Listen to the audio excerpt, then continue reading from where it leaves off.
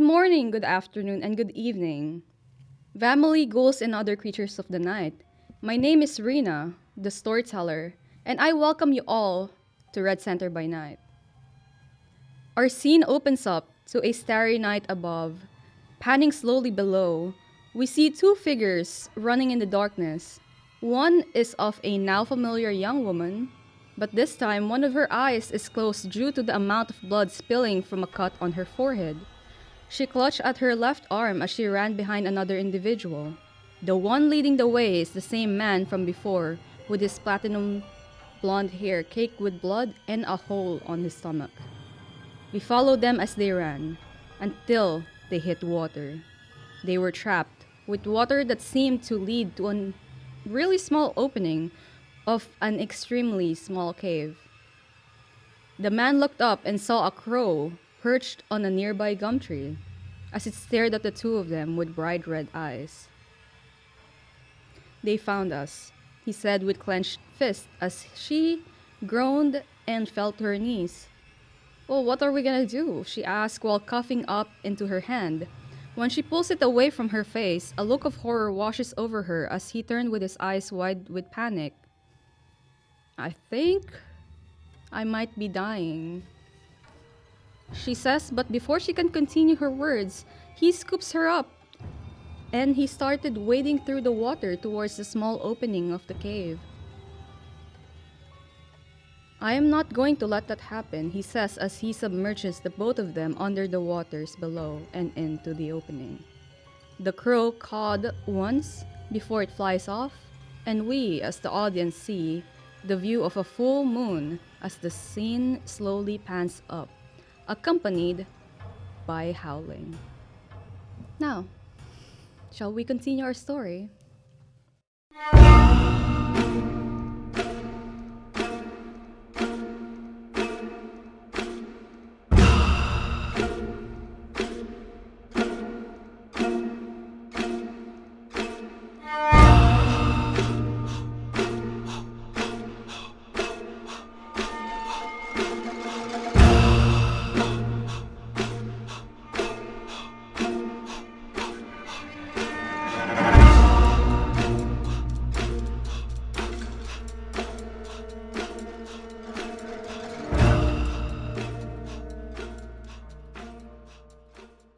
In the previous episode, the casino was in complete chaos, and our coterie found themselves separated yet once again.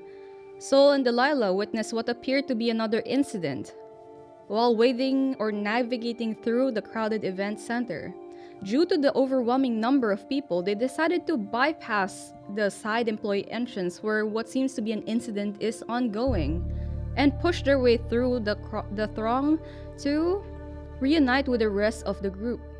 Meanwhile, Charlie and Maxie confronted a kindred inside Tempo, a tense situation that escalated when an explosion occurred in the kitchen, tragically claiming the lives of 13 innocent mortals. Maxie acted quickly and managed to extract the two other kindred from the dangerous situation. Following the events, the coterie was introduced to a new ally, or should I say allies, Hunter, who guided them through to their haven. There they met Charlie and Ruby, former Camarilla members who willingly shared valuable information about Arrernte's whereabouts. The group made a pact to meet again the following night. As the coterie made their way back to their own haven, Sol bravely opened up about their experiences during the last timeline. Whether the rest of the group believes Sol's account remains to be seen. As the day passes and the night has begun, I'll have everyone roll rouse checks to see if they get hungrier tonight. Nope. I do not. I'm fine. No one's get... Wow, okay. Everyone's sated and not hungry. Currently, there seems to be a hustle and bustle within at least the mansion of Victoria. Is everyone just preparing for their excursion or just going straight to the meeting room as at least agreed upon? make my way to the meeting room before finishing packing up. Sol probably spends a bit of time figuring out what they're going to wear and then heads down. The only external things that Maxie needs, I need to pick up from my plate from Duke. That's all. But everything else, I'm fine. I tend to wear pretty much the same thing every day. All right. So you're heading straight to the meeting room as well, yeah? I'll head straight there. All right. The first one to the meeting room, at least, will be Charlie. One thing you notice that as you walk around the mansion, it seems that ghouls and other employees are just rushing about, grabbing things, preparing things. It seems to be straightening up the place. Okay. Do I know any of these people from having been here for a while? Yes. I might sort of wave at one of them going by. I'm like, what's going on? A young lady stops. She is currently carrying a huge vase. She's like, there seems to be an unexpected guest. Okay. Well, don't let me hold you up. Thank you, sir.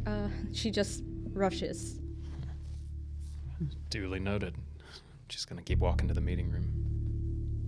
All right. As you open the door, Victoria is currently sitting on her desk, and she's on her phone, ordering people around. Quite, in a word, she looks shaken, but because you knew Victoria before, that's the only reason you knew she's shaken. Okay. Well, I'll just walk in and sort of come take a seat, but won't bother her until she's finished whatever she's doing. Okay. So, you have finished packing? Probably took an hour. I haven't finished packing. I sort of picked out like a couple of things like, oh, maybe I'll wear that. I need at least 3 days worth of outfits. I'm probably going to get blood on me at some point. Let's grab another outfit. And deciding what to wear tonight as well. Yeah.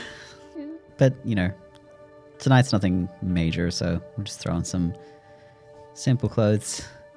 And, head to the meeting. Yeah, and you see the same hectic scene as Charlie. Everyone's just rushing about. Okay. I'm going to keep out of people's way. But but listen, just listening curiously, see if I can overhear them talking about what's going on. Doesn't actually want to flag anyone down. Yeah. They look busy. From the bits and pieces you would have heard, there seems to be a special guest coming. Okay. Unexpectedly. So everyone's quite unprepared. Okay. We'll keep an eye out for anyone they don't recognize wandering around. But yeah, just heads straight to the meeting room. Right. And as you open the meeting room, you see Charlie just sitting down. See Victoria by now has stood up and is just pacing around the room while on the phone. Sort of sit down next to Charlie, just like, busy evening. Big doings. Somebody's coming. Somebody's here. I'll not so Vic can hear. I'll just say she's a bit rattled. She's pacing. I mean, she doesn't look too rattled to me. No. It's just she's pacing. I wouldn't call that rattled. Trust me. I do. All right. And Maxie, what have you prepared for us for the night? Did you pack any clothes or just gonna be wearing the same thing? Oh, for my little trip away, I'm definitely I'll start off wearing my normal clothes, so like I'll buckle on the leather jacket, buckle on the gauntlet and everything. But I'll pack some of my nicer, let's say, an outfit of my more formal wear for the inevitable auction. But for the most part, I'll be sticking to like my leathers. Like my normal outfits are tidy and of a pretty good quality, but I'll only pack the one standout formal outfit. I mostly just want to be able to just blend in and not appear like I don't want to look too Ventrue all the time. But I'll definitely like very carefully fold one of my nicer shirts and just as much as it's going to break my heart, I'm pretty sure I'm only going to be allowed to bring one gun at most, if any. So just the more easily concealable of my 2 pistols. I can't exactly... I'm willing to bet I can't go into C.O.M.A wearing like anything close to my tactical stuff. So just my normal clothes, except just with the one leg holster, which makes me feel very naked. But I'm gonna have to venture up at some point while I'm away, and I know I will, so I'll pack 1 or 2 nice outfits. And especially my bundle of fun, my roses and ammo, and I'm going to need to swing by my safe house and grab that ammo. It's not a very Ventrue looking backpack. It's mostly just weapons. Alright, so you have a backpack as you walk through. There's a casual rucksack. Okay. Yeah. And We're going out vibing into the desert. It's fine. And you do, as you at least finish preparing, you do witness the same hectic scene as the others. Everyone's just rushing about. Some of them are trying to actually just focus, and most of them do not even notice you. Does it look like they're clearing, like, Charlie saw someone with a vase, like, does it look like they're clearing out a room? Like, are they making space, or are they, like, setting up a room? Like, are they clearing space or tidying up a space?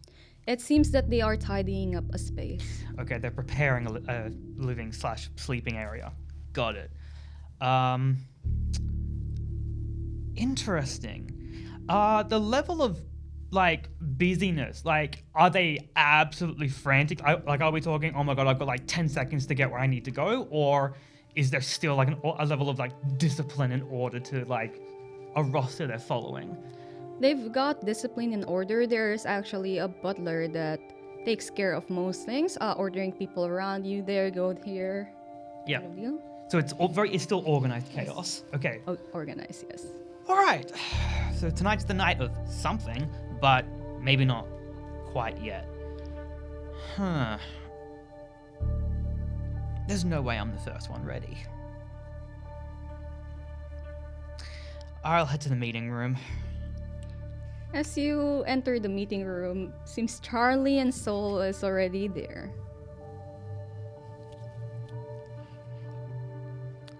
Glance at Victoria, who is on the phone, and just, oh, this feels weird. I'll just like mouth to Charlie, should I wait outside? Just sit. What? I will go in and sit down. So just...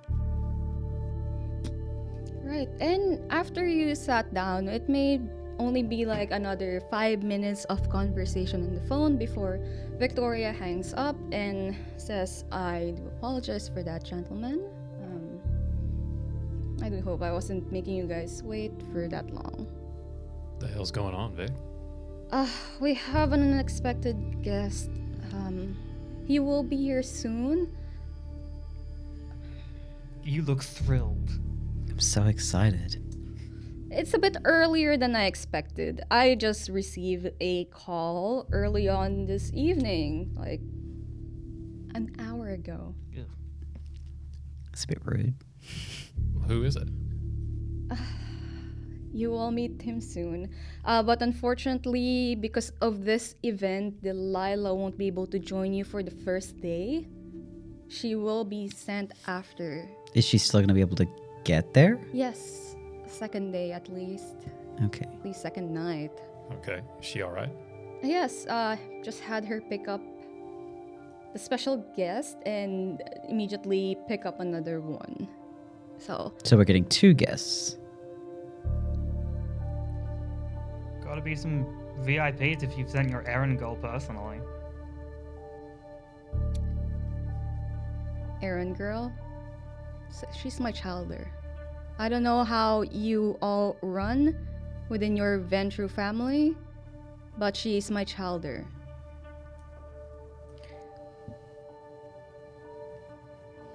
Very well. But yes, we have several guests coming. I was expecting them to come in like a day or two. Unfortunately, some of them decided to come a bit early, and I did not foresee that coming. I guess it's a bit of a power play on their end. If they see that I am unprepared, then they can look down on me. They got names, Vic. Who are you talking about? Let them surprise you. Let's not all be surprised. I'm not sure if you all are familiar. Prince Leslie Taylor, Prince of Melbourne, is visiting. I haven't been to Melbourne before. Yeah, okay. Well, this makes sense now. Why? There's been some events that has been set up, and unfortunately I cannot reveal anything else. Okay. Saracene in the loop on this? Yes, of course. Okay. Saracene's plan in the first place. Okay. I'm just dotting I's. Look. It'll be all right. As you say that, Charlie, there is a knock on the meeting room door. It does swing open a tiny bit, and you see the butler, this old lady, quite tall. She seems to be of Filipino descent. She does say, your special guest is here. Before she can continue on, it seems somebody had pushed the door open and continued on. And you see quite an unfamiliar face for everybody else. Fortunately, if you are living in Australia at this point in time, you would have seen immediately, or at least recognized, the familiar face of Leslie Squeezy Taylor. He stands quite tall, I guess, not really reaching 6 foot. I'm gonna die. But yes, he does have this air of importance and authority about him as he just walks or strides through the room, ignoring everybody else, and goes straight to Victoria, who does meet him halfway. Prince, Victoria, you did arrive quite early. hopefully I didn't put you out. Oh no, of course not. Please have a seat. Thanks.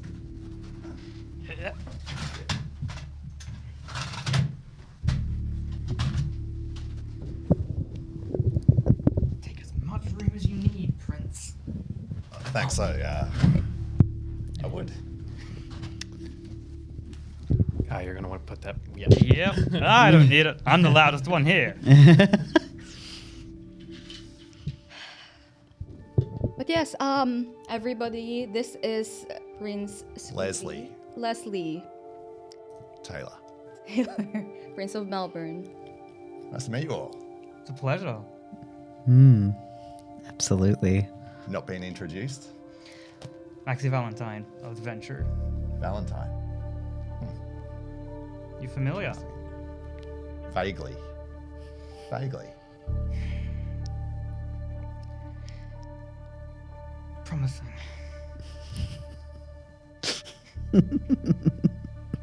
You are? Sol. Sol. That's it. Just Sol. Like That's a- Cher. Sure. Charlie, out of Sydney. Huh. Okay. Big boy, huh? It's good. You should come visit. I like you. I'm getting great energy. It's good. Yeah. Don't like to keep mortaling down energy. It should be up. Everyone should be having a good time. You would think so, but so many of our kind are so maudlin all the time. Down. They shouldn't be. The worst thing that can happen to them has already happened. Exactly.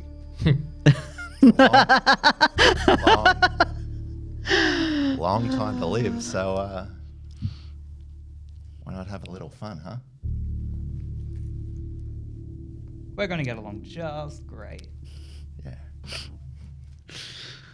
There's so much more worse things than dying. Too true. It can be. But they don't all have to happen. No, sometimes they just happen.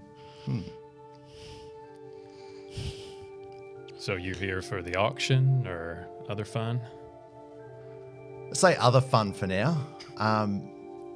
Yeah, there's a couple of things in the works. Don't know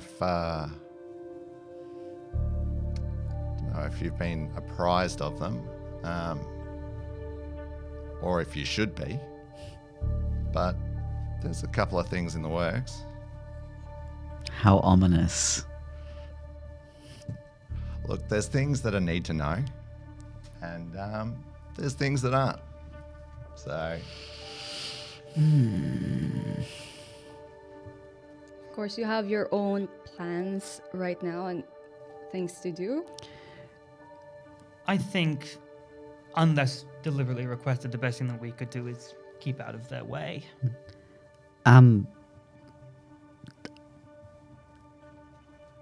Delilah had a phone number for some people that we were supposed to meet up with. Of course, she did left some things. And Victoria opens up a book. She does write down some things, and she hands you what seems to be a calling card, but it's like blank, but she's written numbers on it and hands it over to you. Cool. Soul just instantly starts putting it in their phone straight away. Calling card here for the old man. All right. Anything you need from us, Vic?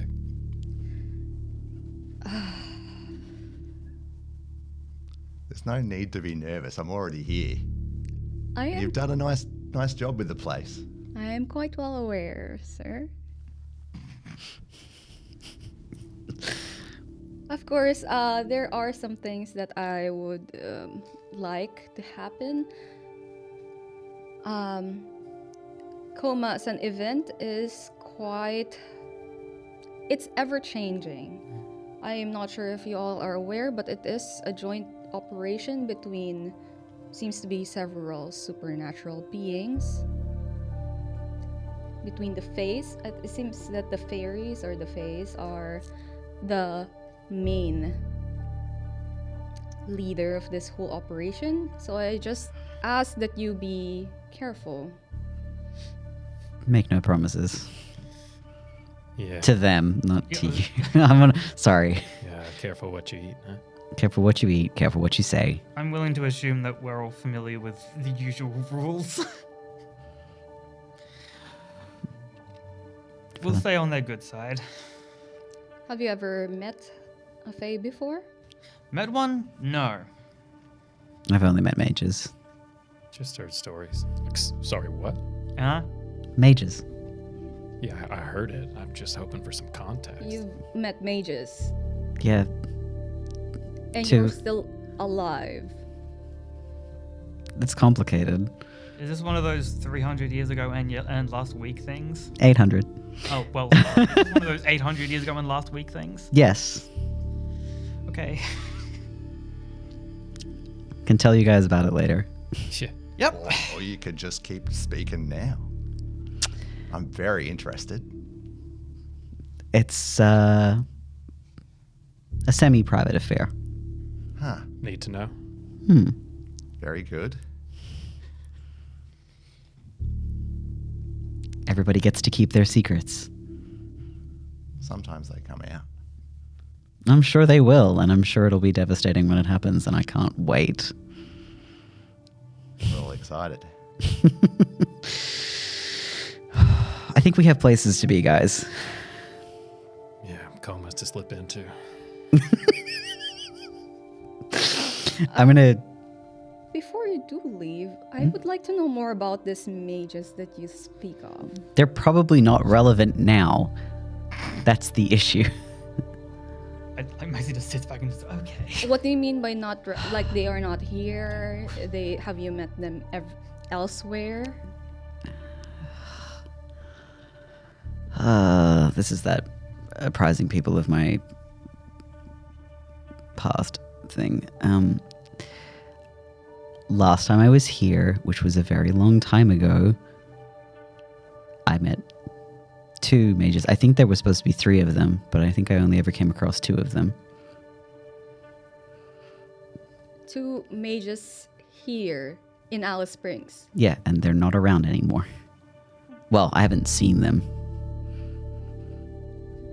Can you give a description?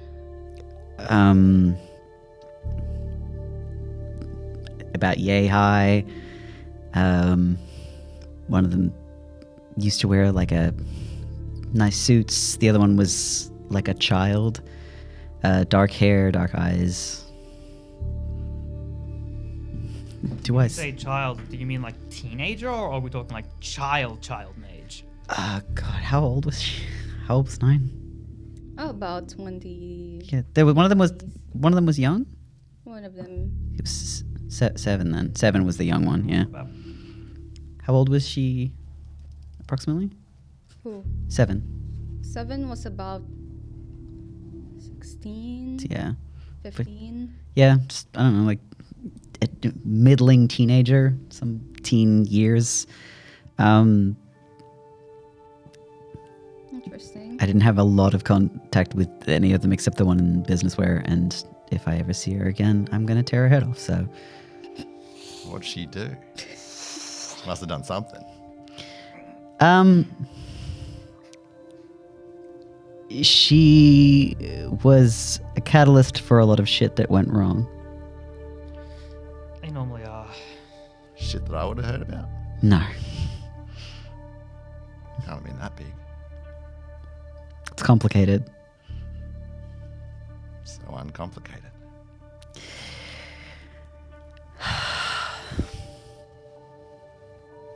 Are mages a major element in Melbourne? Like, is that something you've been dealing with at all? It's not a storyteller. Yeah, there are some, Yeah. but they largely like keep to themselves unless they did something really shitty, and then everybody is affected. I mean, it's kind of semi unspoken arrangement. We keep to ours. They The keep normal to line theirs. in the sand, yeah. It's up to you. Okay. Believe you. So no mage chaos then. I wouldn't call it chaos. An accord, maybe. An accord. As long as they leave us alone. You were saying so. Yeah. Look at it this way. Anything I tell you will make you believe I'm more insane than any Malkavian you've ever met. Try me. I've met some messed up ones. I'm not from this timeline. Huh. Here we are. Okay, we're That's just going new. in dry. Let's Got go. it. That's it. That's it. 800 years ago, and also about a month ago, I rewrote time and fucked a new timeline up. Where'd you find this one, Vic? I'm not a Malkavian. Saracen, but I don't work for him. I get that, yes. You are your own person, and why did you decide to come to Sydney, Camarilla instead of Melbourne? Because I was looking for people. And those people was in Sydney? There was a good chance, and I was right. Because they're part of your original first timeline? Yeah. I think I'm actually starting to really enjoy watching people like try and assess just how insane I am. Like, was this my facial expression? Close. I think you honestly took it the best out of everybody. Even Isadora took it worse. Oh, I wish I could have seen that. She forced it out of me, and she thinks I'm absolutely off my nut. I liked her. I spoke to her for about 10 seconds, but I liked her. Yeah, she's interesting. She and my sire apparently go back, so I walked in with good terms, apparently. Lucky you. Your sire. My sire, Regina Valentine. Not from here or Victoria. Okay. Quite interesting name to come up. Yeah. Okay. Regina. Anyway, Sol, Mm, say you're not mad, right? Say you're not crazy. yeah. Say I believe you. Mm. That just interests me more. It means you've got a lot of information. No, it doesn't, because it means I sat in a cave for 800 years. What a waste of fucking time. Yeah, well, I was stuck in a labyrinth, so I had to wait. I don't even know if it's here anymore. Labyrinth. A labyrinth, yeah. Yeah, it was made by the mages. Where was it in your original timeline? Salt mine. Here in Alice. Yeah. So I say I come from Alice Springs when anybody asks me. So it's where I've spent the longest time. Makes sense. Can I try and give a look to Charlie? And it's very much a we need to talk kind of look.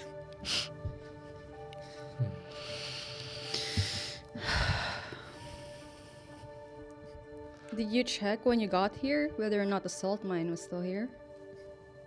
Yeah. I've kind of been avoiding it, actually. But I've done a drive-by.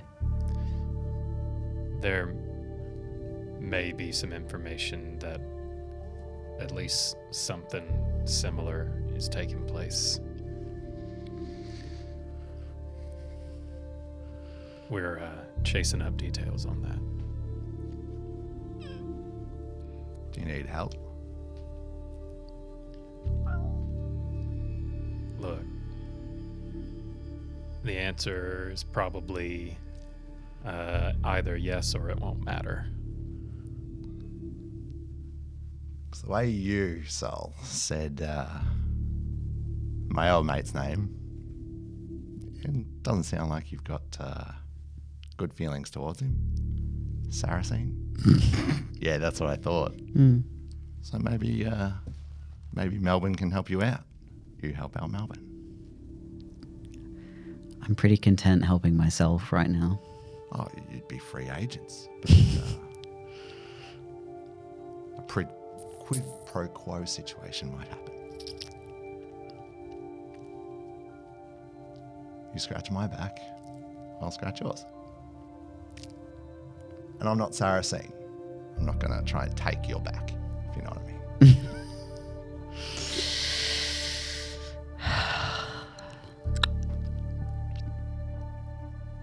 I'm not particularly interested. All right. I'm sure you'll know how to find me if you change your mind. Yeah, if I feel like becoming somebody's pet again, I will, I'll give you a call. I respect my people more than that. You can see Victoria is nodding. Got a salt deficit in Melbourne?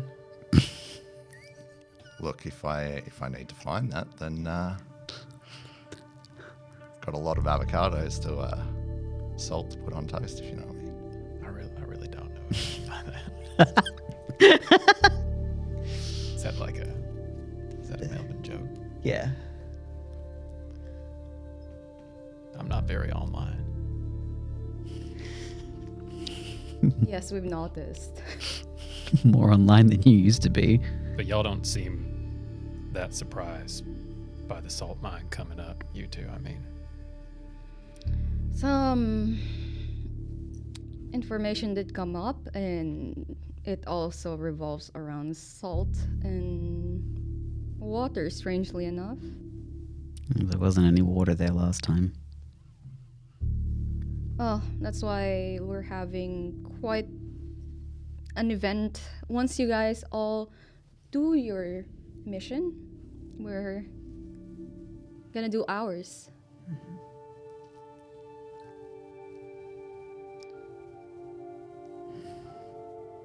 Were there any signs that these people were mages?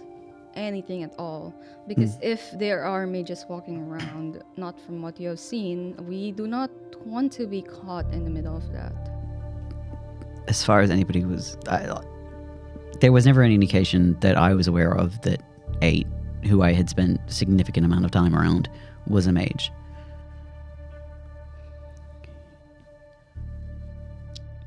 Alright, so it's the roll of the dice to see whether or not people around us are. People may have been aware that she was a mage, but we were never made aware, and we never noticed it until it was too late. I see. Questions for later. Their name was 8. Yeah. Like, was- spelled like the number. Yeah, there was 3 of them, 7, 8, and 9. I am not joking. It was the stupidest fucking thing. And you said there was like, so if you didn't know 8 as being a mage, No, she was just a bitch. but how did you, like, the mage thing came out? You've lost me. Should we talk about this later, or? We should talk about this now. Yeah, I'm quite interested as well. It came out that she was a mage while we got separated, and she used her abilities to mess with my senses to the point where I couldn't smell anything. I couldn't track anybody. I couldn't find anybody. And it didn't just permeate around a certain area. It was like I went from where we were staying at the airport all the way into town. So it was you. It was me specifically. Okay. And you plan on exacting your revenge on this 8 individual? If I get the chance. I'm not stupid enough to run at her head on. But I've also not spotted her around. She wasn't at Sydney, and she isn't here. So, as far as I'm aware, they're not an issue. But Look, not to make it bad to worse, but usually out in the bush, it ain't kindred you gotta worry about. It's the Garu. that's interesting. So if you're going out into the sticks for your mission, No, it's much more complicated than that. Charlie, I've had quite a battle experience with the Garu. It's not gonna be of any issue at all. If it does come down to that. I'm sure our dear prince here would be more than happy to have a tussle. If it came to it, sure. Are there many Garu around this neck of the woods? Yes. Great. Great. That's why I did ask you to all stay within the town proper. Okay.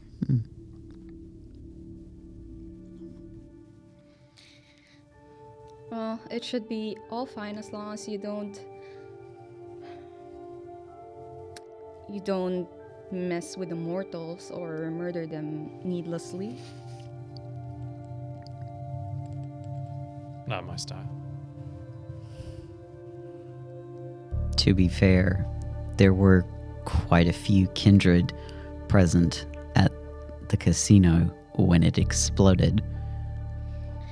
I can feel the blame shifting already. You see Victoria turn towards Prince Squeezy and say, well, the night before, there was a quite spectacular event within the casino. It seems several, from their accounts and from what I've gathered from Delilah, several kindred have decided to mess around with mortals, and half the casino is currently in rubbles, and Second Inquisition is currently swarming the place. Whoever it is also dabbling with wraiths, spirits. So, smells like Sabbat to me, but I can't get anyone to say that they know that's for sure. Yeah. You chose a swell time. Yeah, seems like it. When it rains, it fucking pours, huh? We didn't blow up the casino, by the way, just to emphasize it explicitly was not us. Probably was at least halfway meant to kill us. That! Yeah. But you know who did?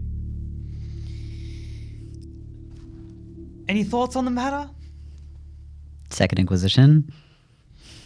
I think it was someone the Inquisition was hunting, and they were trying to blow him off their trail or get away. Okay, so you've lost a mage. You can't find him. It was 800 years ago. Yes, but in this... In a separate timeline. In a separate timeline. So where's your starting point for this one? Because if that's the case, then it means that they should still be around. About, Because 800 years have not passed for you here in this specific timeline, yes? it was mid-June, yeah? So we were end of June, so we get 1 week, and then, end of May, so we get 1 week and then a month. Yeah? Or is it just beginning of May, of June? It was April when you... It was April. So I thought we'd only been here a month. You've been here for 2 months. Oh, 2 months. Okay. Sorry. Just my own terrible sense of time. It's okay. ADHD brain does not do time. 800 years is actually longer. Dude, this game's meant to be escapism. 800 years and also a week ago is a very apt description of how a time feels when you have ADHD. Also, I don't know why we're pretending to know what the rules are with this. Yeah. I mean, do you? Have you seen No. everyone you've seen? No, I am very specifically looking for one other person who I think will remember what happened because she was put in the same position as me, but I cannot find her. Who? Alice. The signs. Yes. Alice, if you give descriptions, maybe we can help. She's a Nosferatu. Okay, that makes things harder. Claw marks on her face. Flies were her big thing. Long black hair.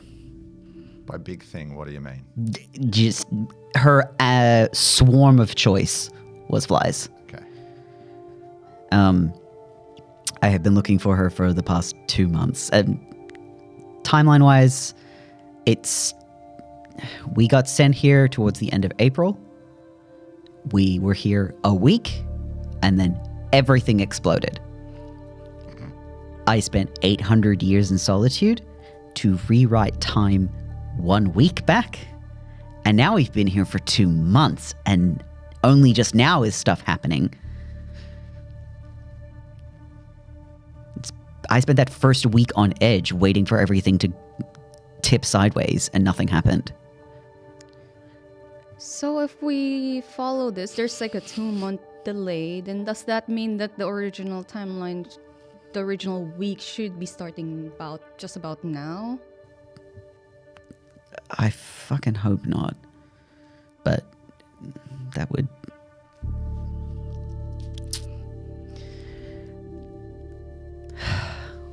Shake that little magic 8 ball like all signs point to yes. I didn't even mean to do that. Look, as I said, I haven't found Alice. I haven't seen any sign of A or any of the other two mages. There's a whole building that I can't access because of a street.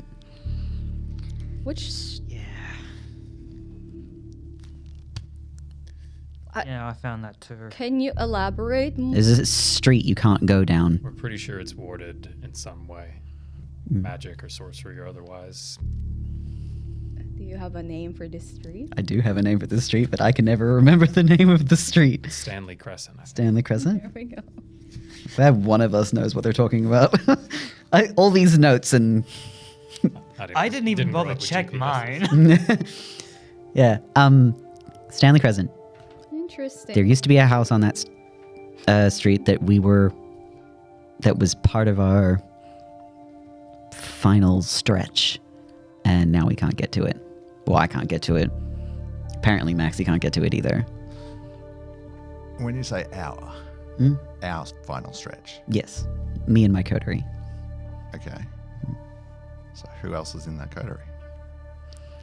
Saul sort of looks at Charlie and Maxie for a second, just like gauging whether they're like, are you okay with that? Like, They ain't my memories. Charlie, Maxie, and Delilah. Okay. They don't remember. You don't. They both don't have any Nope. any fucking clue. None of them. Timeline natives. Yeah. Yeah. They're local to this timeline. I'm not. So you've got an exploded casino, Mhm. and you've got a street you can't go down. Mhm. You've got a mage you can't find, And a Nosferatu I can't find who should remember. and that same mage that you knew Mhm. only showed their power when they were cornered. Oh, no. She showed her power when she thought that she could control us. Ah, okay. When she thought she had the most power, that's when she displayed her. And that's what she wanted to control. I don't. Honestly, I have no idea what she wanted.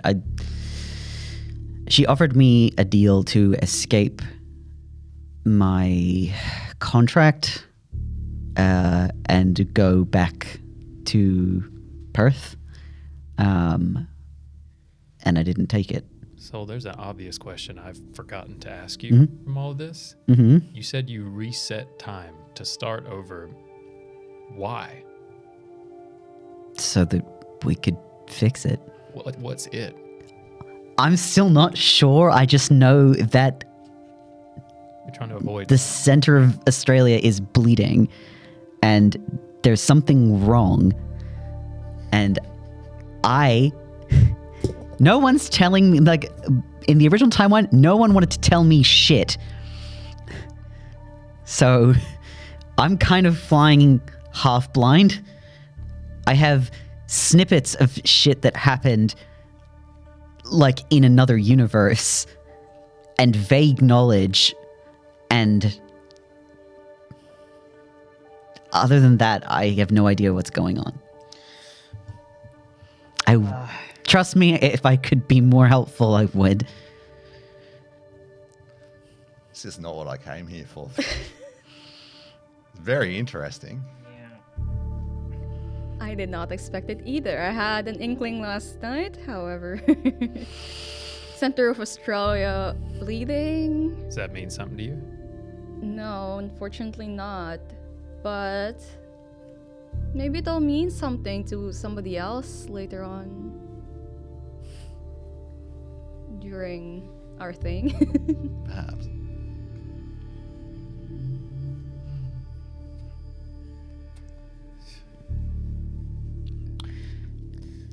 Does anybody else, aside from this Nosferatu, know what happened to you?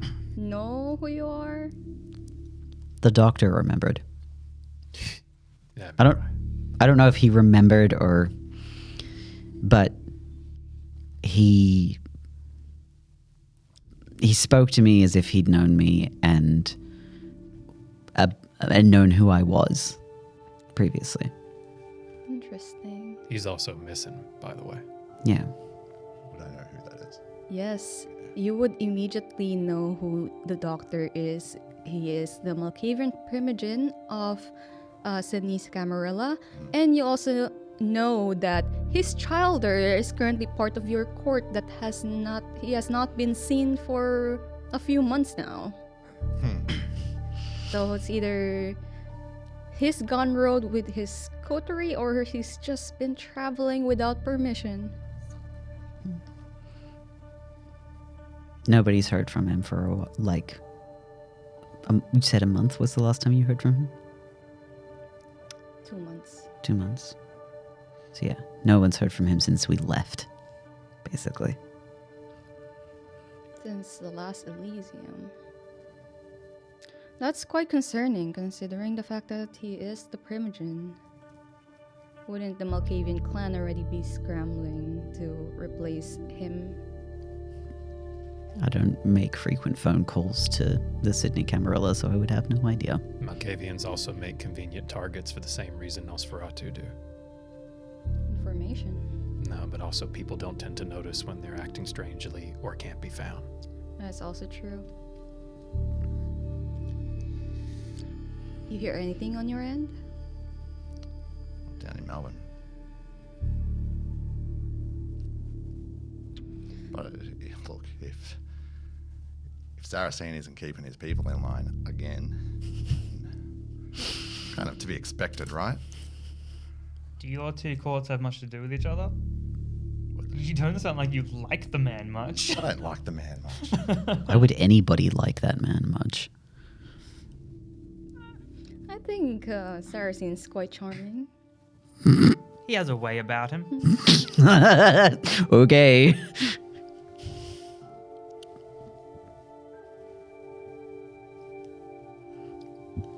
Look, What's wrong, Charlie?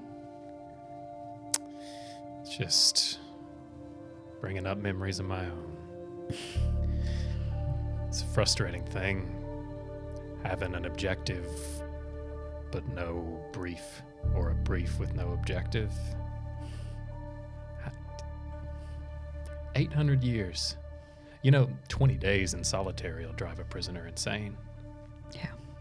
I was not having a good time by the end of it. I slept a lot.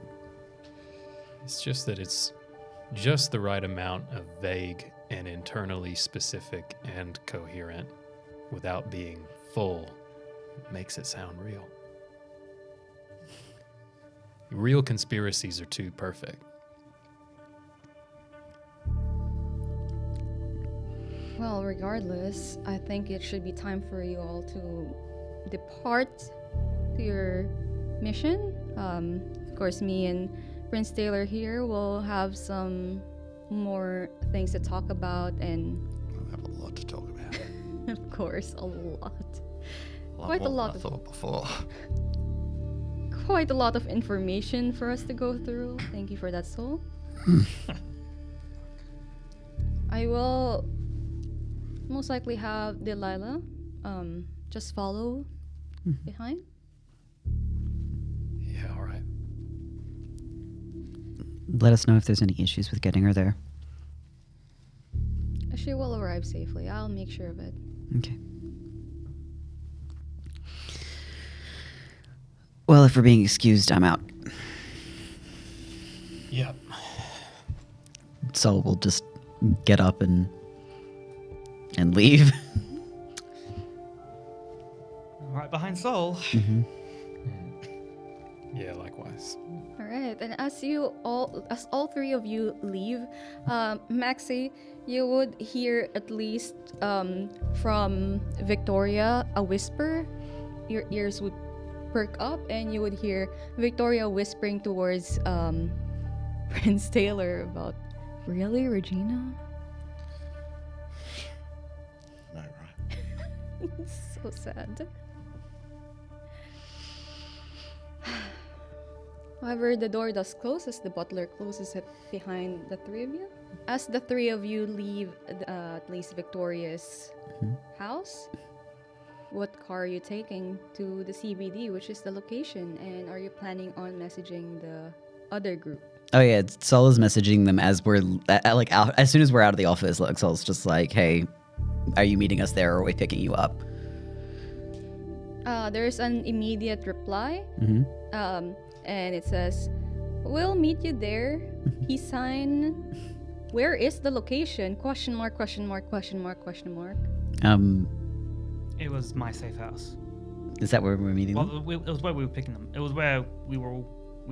Where are It was where we were meeting them. Yes, that's what we Okay. told them. Okay. What's the address? I give you the address. Okay. Sol punches in the address. Stanley. You get the little finger heart emojis. Yeah. And what car are you taking into town? I'm trying not to think too hard about the fact that you always ask. That's what I'm trying not to do. Something inconspicuous. So probably either a simple like suburban car, like a Corolla or something, or actually I didn't ask about it. I was like, can I have a like estimate of like what's the most common car that I've seen around while I've been. A Ute? Cool, we take a Ute then. Probably can't fit everyone. Depending You on can- what we're taking. You can fit. Oh, this you can get 4-seat. You can get the 4-door Utes. Someone's just gonna have to sit on someone's lap. Can we please just take a 4-seater? We need more than 4 seats. We technically need 6 seats. There's going to be 6 of us if once we pick them up. So, unless you've got a minivan in your back pocket, So a Ute will do.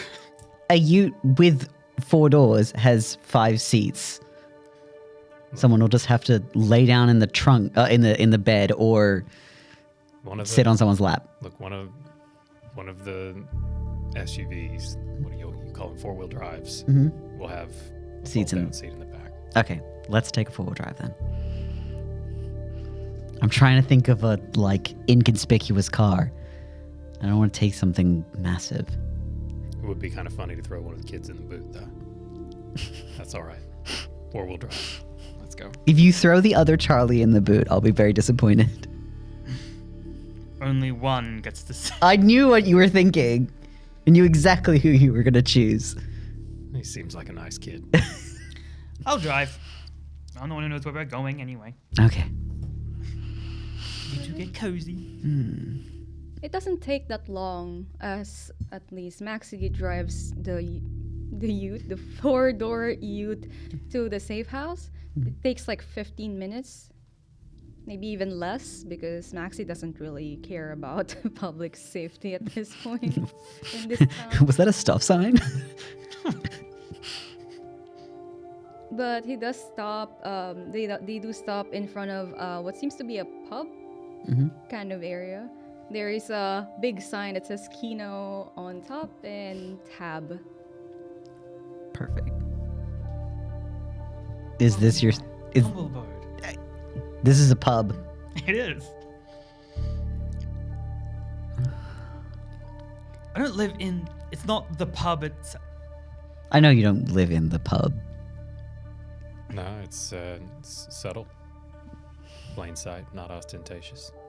Right behind you parks a familiar vehicle, and you see Hunter step out of the driver's seat, followed by Charlie and Ruby.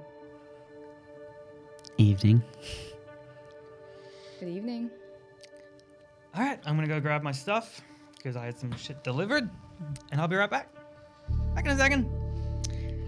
I will pop away. There's not enough seats in the car, so someone's either gonna have to lay down in the bed or sit on another person's lap. Just heads up. That should be fine. Hunter starts just shrugging. I can lay at the back. It's fine. Do you know where we're going? Into the CBD from... Are we going into the CBD from here? This is the CBD. We're Well, heading out of town, I think. Yeah, like where are we where are we getting picked up from? There's a... Didn't we get a location Did we get a location? today? Yeah. Yeah. So someplace out of town, one way in, one way out. the location itself is CBD, they're gonna get picked up by someone, Yeah. according to the envelope. I feel like I'm about to get on like a Kentucky tour bus. A what? Kentucky tour. Is that in the South Pacific or something? No, it's just like a tour bus that goes around on holidays and you view the country that you paid a lot of money to go to from the bottom of a beer glass. It's like a wanker kid thing. Yeah. Yeah, all right. Sorry, did you just say the word wanker? I'm learning. Interesting. I imagine I'll get back at some point with my bag. Yeah, followed by Duke. Everyone, this is my friend Juke. Juke, this is everybody. Hey, mates. You need anything from me before I head off for my little trip? Do you even know where you're going, mate? No. It should be around here at some point. So just wait until someone finds this interesting? Just wait. Ouch, but alright, fair enough. We're absolutely won't about to fall get into trouble. spirited away. We never do. I'll keep everyone else in line. Fair enough. No bashing up the bar, everybody. Please. If we're inside the car with the new folks, or are we all standing outside? I think we're all still. You all are Inside. standing outside. Okay. Yeah. If Duke's not in earshot Mhm. from just in the car, people. Duke, at this, Hmm? are you all inside the car or We're standing around the car. you're standing around the car? I didn't assume I got out. Never mind. Yeah. Hold on. Duke is this seems to be extremely skinny, have long black hair, wearing what seems to be an old suit.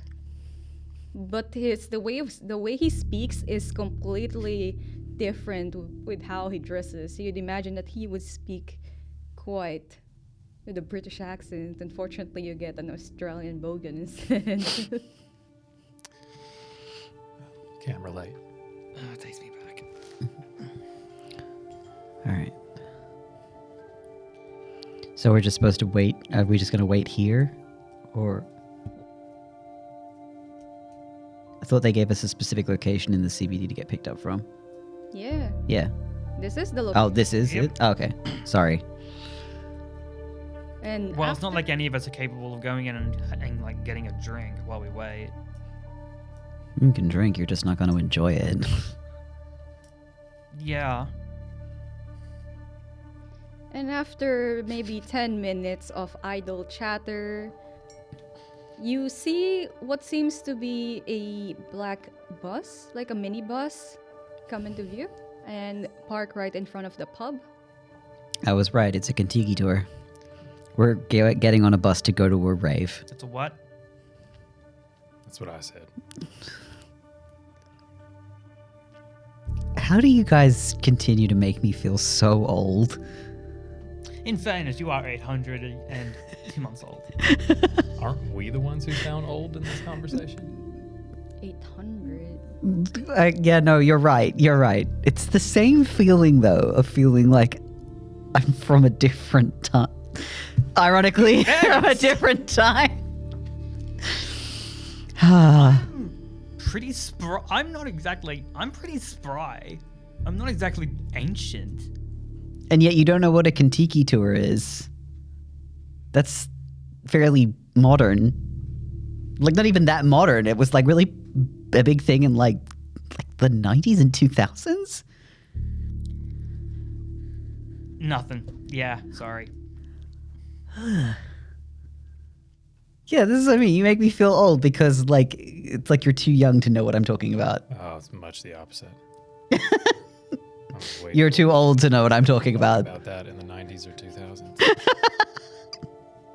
I haven't really noticed anything apart from the internet since like the 70s. Oh, wow. Maybe Kentucky tours aren't a thing in this timeline. Google's Kentucky tour. Google continue to at the side. Meanwhile, Duke is handing the other three black envelopes as well. Okay, make sure you all have that. Yeah, great, amazing, far out, might. And he just opens the door to this bus. Thanks for your help in getting them along for this. No worries, mate. More the merrier, yeah? I'm gonna flip on Sense the Unseen just for fun. Just see what I can see. Can you roll your sense the Do you instinct? see what I With see? some I trust Yeah. Duke implicitly. Good for That's you. where you're wrong.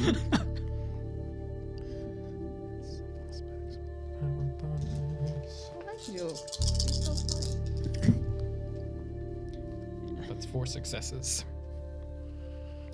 With 4 successes, you don't seem to notice anything out of place. However, seems that the door of the minibus itself is just glowing. Is it glowing in the same way that I glow? No. Okay. Looks like a ward or something.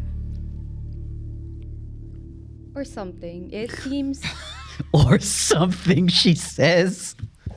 it seems that the color itself is quite more vivid than a ward, Okay. which you haven't seen before. So it doesn't look like blood sorcery. No. Son of a bitch. All right. This is probably Fae bullshit. Just nothing. Doesn't sound like nothing. Just think we got some interesting security measures on that van. You just dismantle your pen. Yeah, I broke my pen. Good job. It has snapped inside of its own lid, and now You have an extra pen, please? I've got a pencil here. Don't you. throw it, I've been awake please. for Don't 30 throw it. hours. That's more of a credit for you than for me, so thank you. To be fair, I threw it not pointy end first, so. Anyway. It's fine. We're professional. I'm an adult. You're adults. Before I continue though, it is bothering me. Adam, can you close like the little gap in there? I've been looking your way because I can see it. I thought I had a weird look on my face or something. What did I do? You're in trouble, that's what. Alright. And we're the Camarilla. So the door itself is glowing, but it's not of blood sorcery magic. All right. And you just go on. All right, in we go. I'll go in. Doodles. So we'll like actually put a hand on you, be like, me first. Just let me do this first. Okay, muscles. It's not why. Yeah. So hop on. Alright. So as you hop on, it feels like you're actually hopping off and you are pushed forward until you at least almost land on the dirt. Because it seems as you hop on, you are hopping off another side. Face. Bullshit. To instantly turn around, can I see the door still? The door's still open. Can I see through it? Nope. Okay. I shouldn't have gone first. Oh, this was a bad idea. Flashing right back. Yeah, Sol's standing there like just waiting, staring at the door. I'll step through. Yeah, I'll go. I'm not afraid. Yeah, whatever. The door. One by one, Charlie, Maxie, Hunter, other Charlie, and Ruby does step in, feeling the same kind of weird way. It's as if just hopping in and off. As soon as these two step through, they like Sol just grabs them, Okay. like instantly like hugs them, like, Yeah. okay, no, you're here. Okay, you're both. Sorry. The hell? Okay. I knew something was up with that door. That's new for me, though. Yeah. Sorry. You can see Ruby going, that is not blood sorcery at all, no. Got any idea what that was?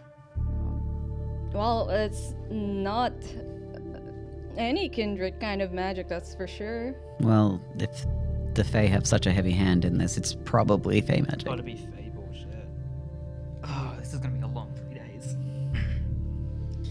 As you look around though, you can see no buildings in sight. The first, at least, view around. There is one single table and a chair in the middle of this desert. You can see few shrubberies around. It is the middle of winter, so not a lot of creatures are out and about aside from a few hunting, like dingoes hunting rabbits kind of deal. The sky is extremely clear. You can see the stars sparkling. Seems that you can almost touch the sky at this point. That's how low hanging the clouds are and how close and clear the stars in the sky are. Is there anybody at the table? There is somebody at the table. It seems to be an extremely pale lady with grayish hair that's in a short bob cut. She's wearing what seems to be formal clothing, and she is simply sitting there with a box in front of her. Okay, I know this is random, but you did point out you drew quite a bit of attention to the sky. Is it the same weather that it was in the city? Yes. Okay, cool. So it's not that much magic. Okay. Fair question. Evening. And I'll just hold up the black envelope. Good evening. Are you here for the festivities? 100%. That's right. Yep. Well, we do have some ground rules before we continue. Ground rules are: you bring nothing but the clothing on your back inside the venue, which means whatever you have with you will have to be taken away and given back after the event's done. Which means no cell phones, no weapons, no money, nothing except for the clothing on your back. I'm just supposed to wear the same clothes for 3 days? You will be provided your own clothing, as at least in your packs. However, everything else will be confiscated. Okay. Please do not try anything, as Can I send one more text before we... you can try. I doubt there's reception out here. There's no reception, is there? Yeah. Yeah. Oh, okay. All right. Soul hands over their phone. I would like to have the agreement in verbal terms, please, that you agree. Second part of this guidelines is that everything goes. Everything goes within the venue. Just do be careful, as we do deal with different kind of currency. Depends on which one you are, as you are seems to be vampires. We will be dealing with experiences rather than resources and money. Experiences, Oh yes. like memories.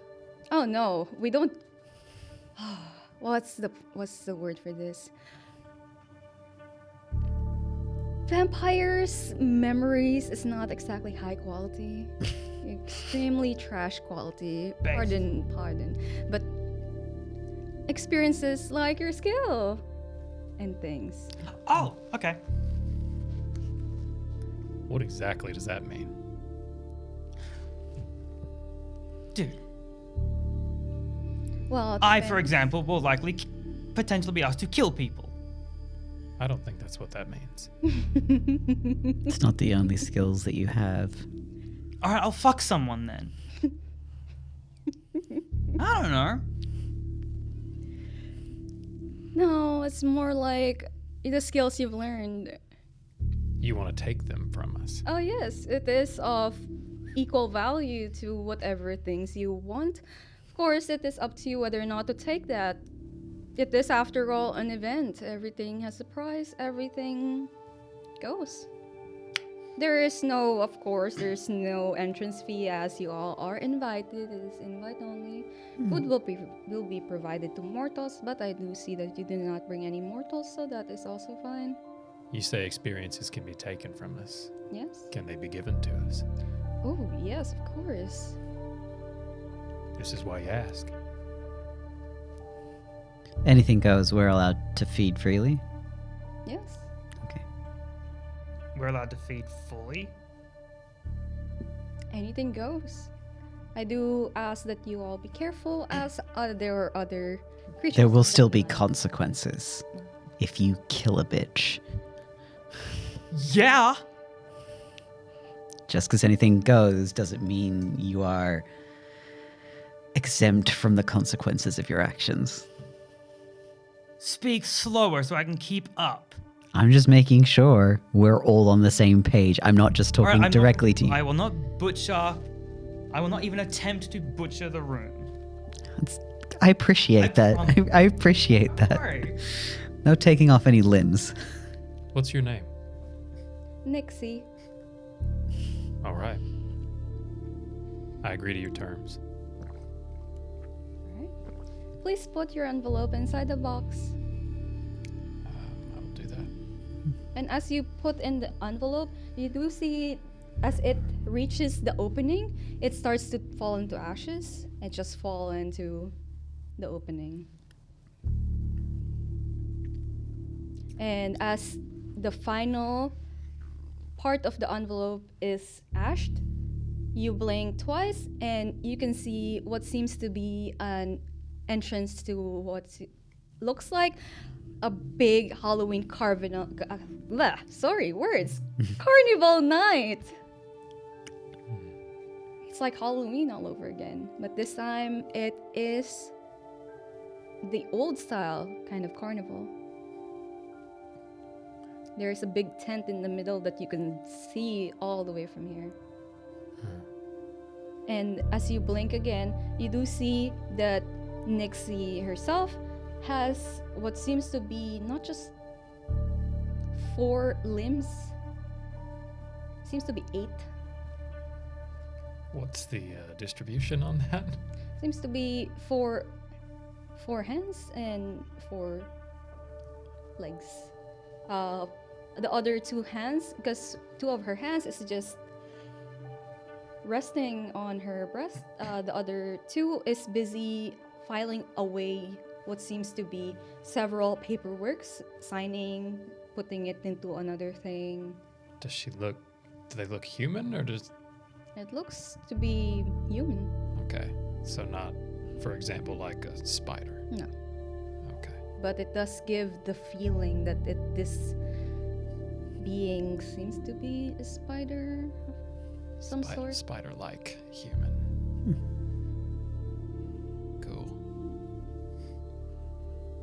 Fucked up.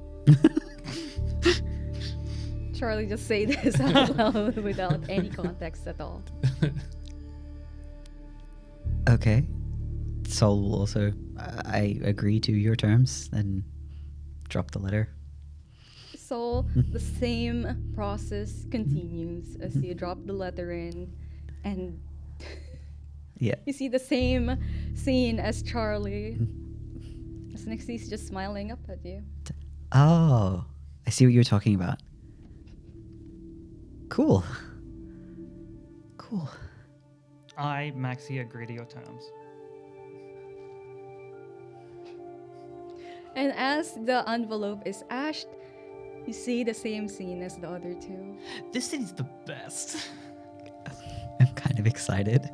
Nixie, you know our deal. May I ask yours? I do not understand the question. Oh, I'm not used to having the slang. We're kindred. You're not. Oh, you're asking what creature I am? Sure. You see, like, Hunter and Ruby and Charlie also put their envelopes in as Nixie starts thinking. I'll give it to you for free, I guess. Because you all are so funny. It's the funniest reaction I've had for this evening, at least. Oh, well, I'm a fey creature. Not fey, just a fey creature. Okay. Okay. Thanks for telling us. Appreciate it. Wait, did she say not a fae but a fae creature? Yes. That's fucked up. That was Kai, by the way, not Max. Okay. All right. Well, what's Anything else next? before we head in? No, just enjoy your night. There will be an event in the big tent over there. Mhm. Feel free to come in once the bells has been rung. There will be food, lodging underground for the day. I'm gonna pat my sides and just feel, have the things in my pockets or elsewhere been disappeared? Yes. I thought they would. Okay. I won't say anything about that. Just checking. Your backpacker rucksack has disappeared. Yeah, and my holsters are empty. Yeah. All right. Well, Can I get that resource point back? showtime. Let's go in. You can see Charlie, the other Charlie, seems to be talking with Nixie before approaching the three of you, and he seems to be holding what seems to be a map of the place. Of course, you got one. Bless. Aren't you clever? I got a map. This is why you're my favorite. Oh, by the way, your boss is in town. Just in case y'all didn't know. Prince Leslie. See Ruby just start to go like, sorry? Don't worry, we didn't snitch. But figured you wouldn't want it to be a surprise. Prince Leslie is staying with Victoria Hardstap, Who we're also staying who with. we're also staying with. You're staying with Victoria Hardest? I hate it, but yeah. Why would you hate it? That's Vic, like Vic, the best thing ever. No? Aren't don't you know. Venturo? We don't all get along. I don't hate it, for the record. for the record, I'm enjoying my stay. Other than the, anxiety.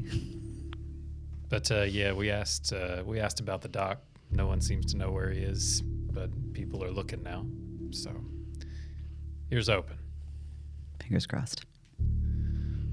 Let's go try not to get our souls eaten. Yeah, don't promise anyone anything. Unless you're really, really ready to keep that promise. No, it seems that they don't really deal with promises. Just experiences. Maybe they can accept promises. Seems to be Ruby muttering to herself. Wonder what kind of promise though.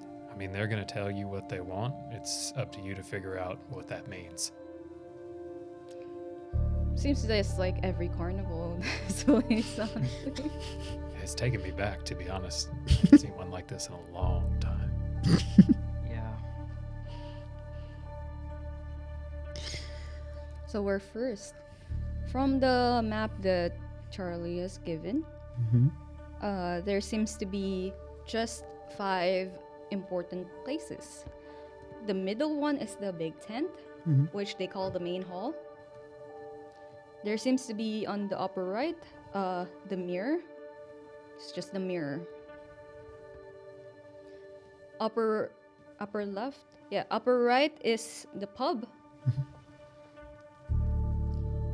The lower left seems to be the nearest to the entrance, is the Hall of Truths.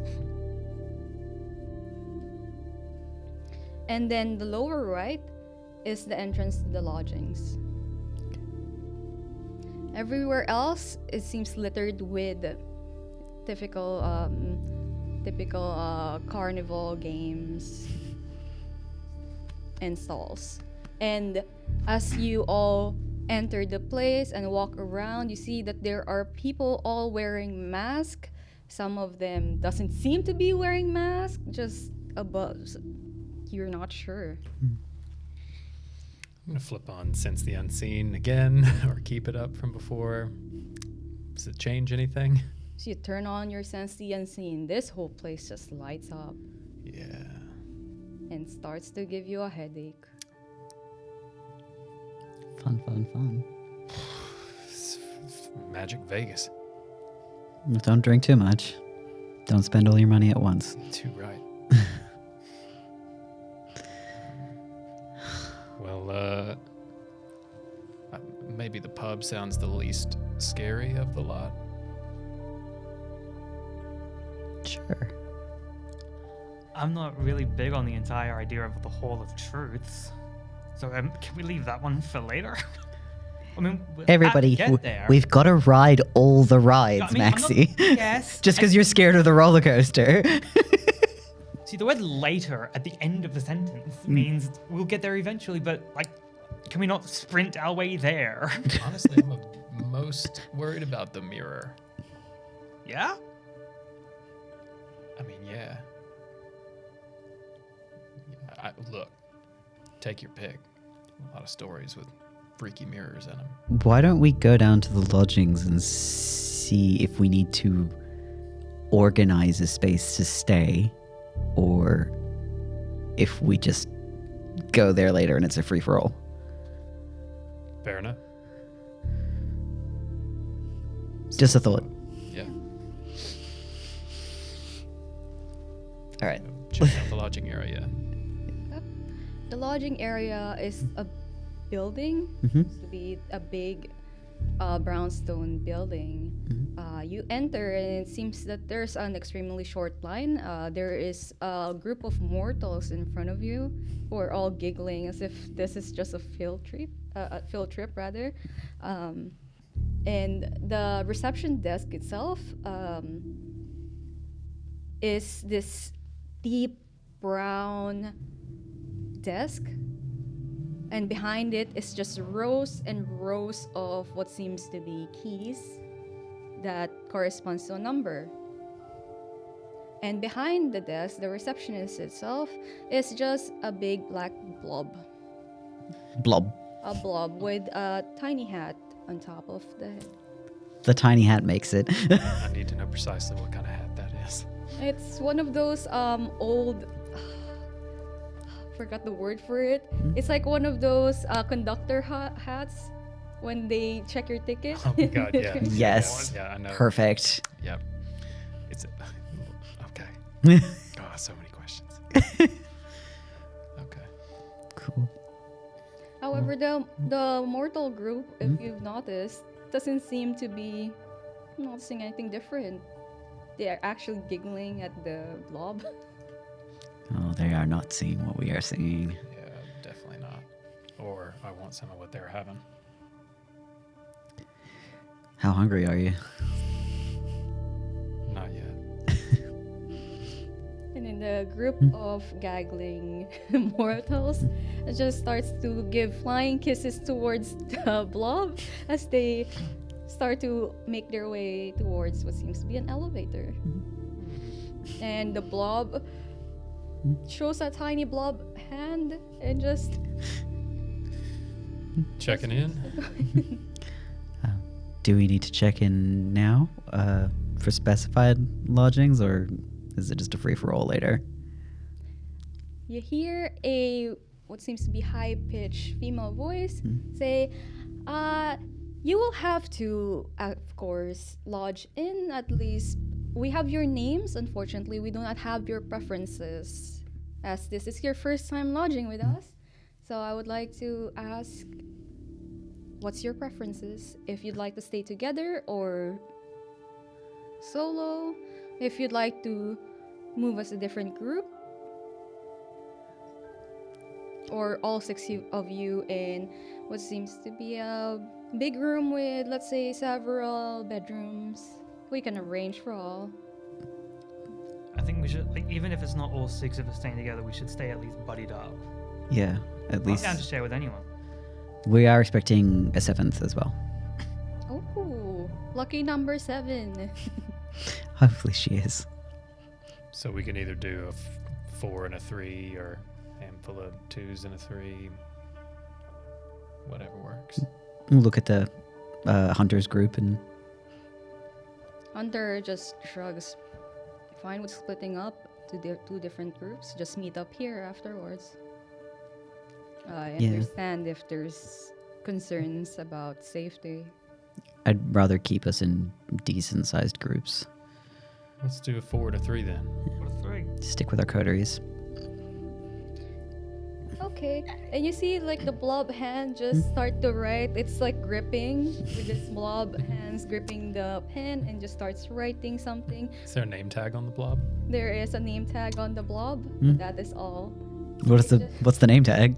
It just says V, V. Cute. like the letter V. That's Yeah. And she just starts writing, but there's no actual writing that shows up. There's no ink that shows up on the journal that she's writing on. And then she puts it down and she goes, okay. Do you have any preferences with numbers? Any restrictions with numbers? Anything we should be worried about? Allergies? What do you mean by restrictions with numbers?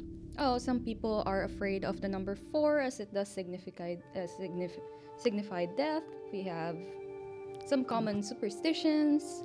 Oh. Not here. 13 is also another one.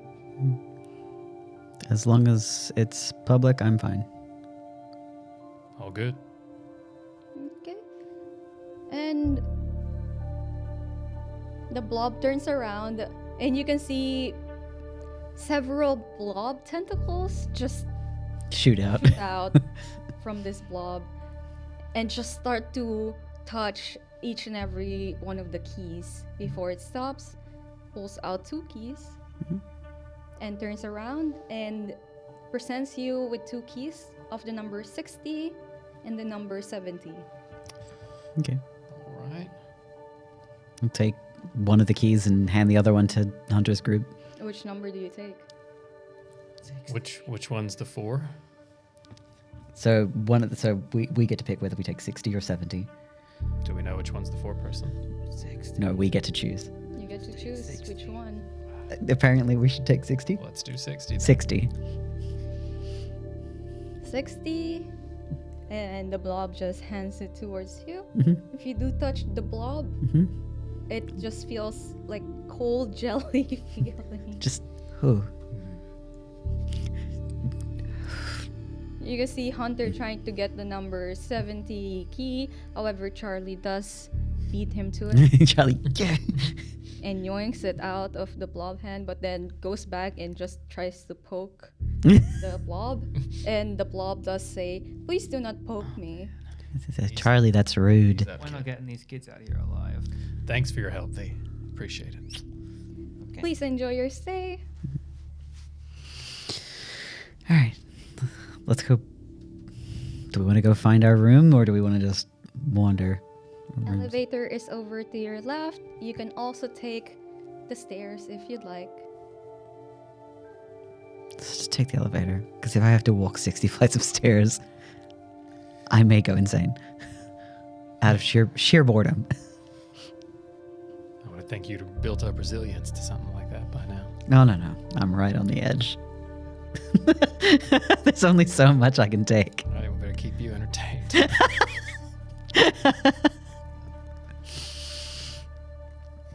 All right, yeah. Into the elevator. Ding. Ding.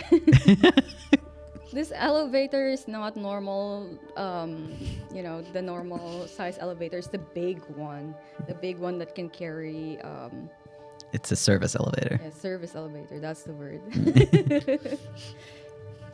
But it does look nice. It's made of mirrors on all sides, including the floor and above.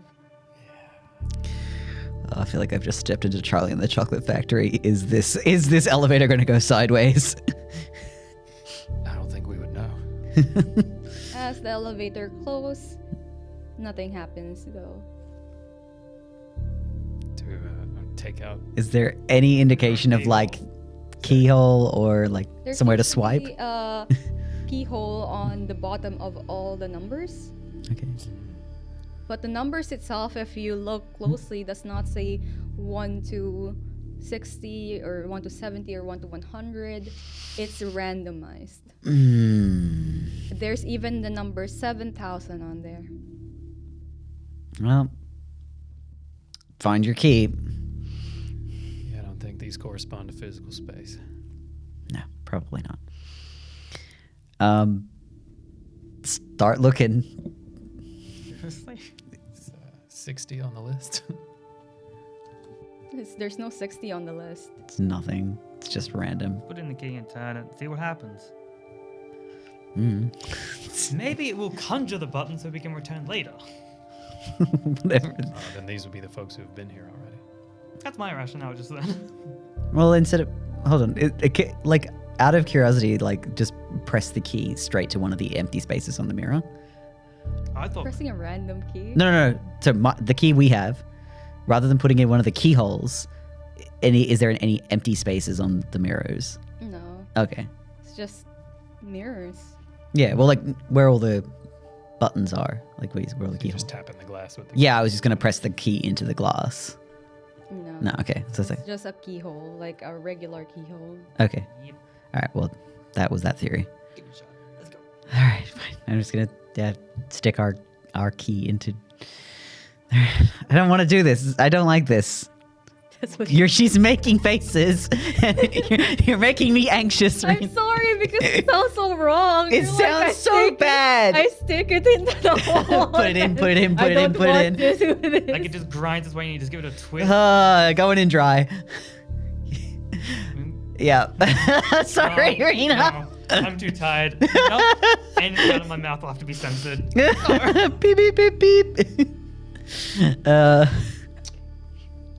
As Soul enters the key into the keyhole. I am the Let's key. test it I am the out. key master. cannot be undone. Alright. Okay. To cut this whole part out, man. Coward. Straight to TikTok. TikTok. This is one for the tiki tuckies. As Soul enters, or at least pushes the key in, and then turns it, what seems to be the randomized keys just falls down on the floor. And then there's one button, number 60. Push the button. The door opens, ding, and you can see if you look outside that it is what seems to be a big bedroom, or at least living space. All right. We'll see you. Turn to the other group, and we'll see you upstairs again in like 15 minutes. Sounds fair? Good luck. Hope you find your room. Oh, you showed the way, so. In we go. As all three of you leave the elevator, it makes another ding and the door closes. And what looked to be the elevator door has now been replaced by a regular door. This is a lot more magic than I've ever had to deal with, and it's really doing my head in. You ain't kidding. Yeah, I'm the past 3 days, I'm just rolling with the punches at this point. Shit's weird. It's getting weirder. Yeah, we're through the looking glass now. That's fun. We all get to be mad here.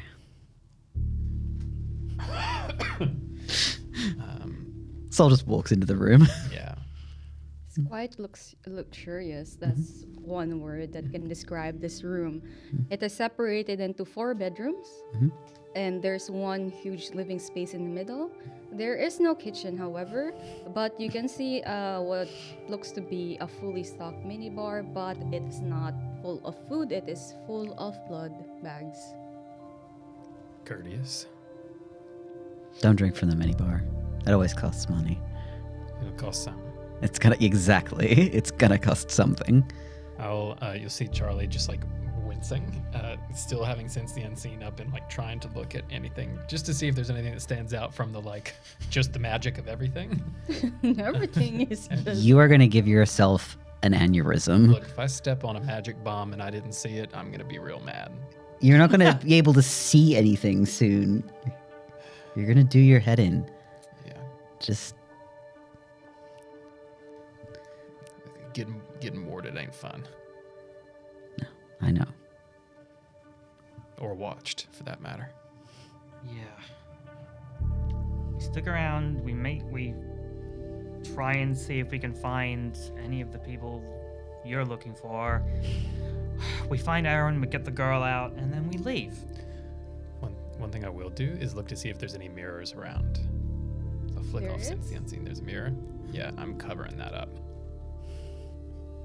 With something like a blanket from a bed or something like that. Yep. Sol will actually like push the like before you put the blanket up. We'll actually press their finger against it to see if their finger touches its reflection. The moment you do touch the reflection, Mm-hmm. you see Nixie Mhm. is standing there in the reflection and say, It's the hotel phone. "Hello, how may I help you?" Yep.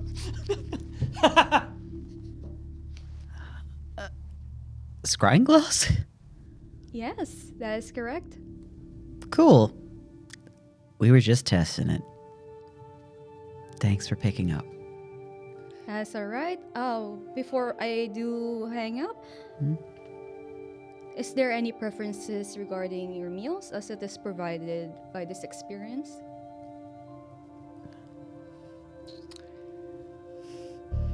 Seems like Blondes.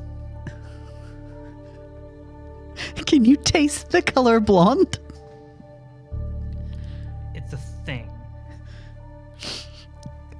A clarifying question. You say meals are provided. Are they provided in bags or in people? It depends on your preference. There you go. Who knows? Blondes, apparently. For Would you prefer people or I would like some blonde people. noted? just little blood bags with wigs on. Are you sure you're not Malkavian? Fairly certain. You said upstairs. Upstairs. There's only a certain amount you can take. Are you just done? Have we hit that limit now? Maybe. We might be getting there. What do you want to eat? I don't really have a preference. Not O negative. I don't like that. It's got a weird aftertaste. Yeah, I don't mind. I mean, people's faster, but if you got ample bags, that's fine too. Yeah, I'm fine with people or bags. Okay, so two no preferences aside from not O negative, one preference blonde people. It will be served, at least it will be served whenever you're ready. Just call me and I will have it served within a minute. Jesus. That's... Too kind. Thank you. Okay. Then you can see as Nixie says goodbye that the glass itself goes back to being normal. Definitely covering it up immediately. Yeah. It's like, ooh, I was just testing the two-way glass thing. You know, in hotels, if you leave the bell off the hook for too long, they send someone. So it's like the little, like, please don't cover the mirror. Thank you.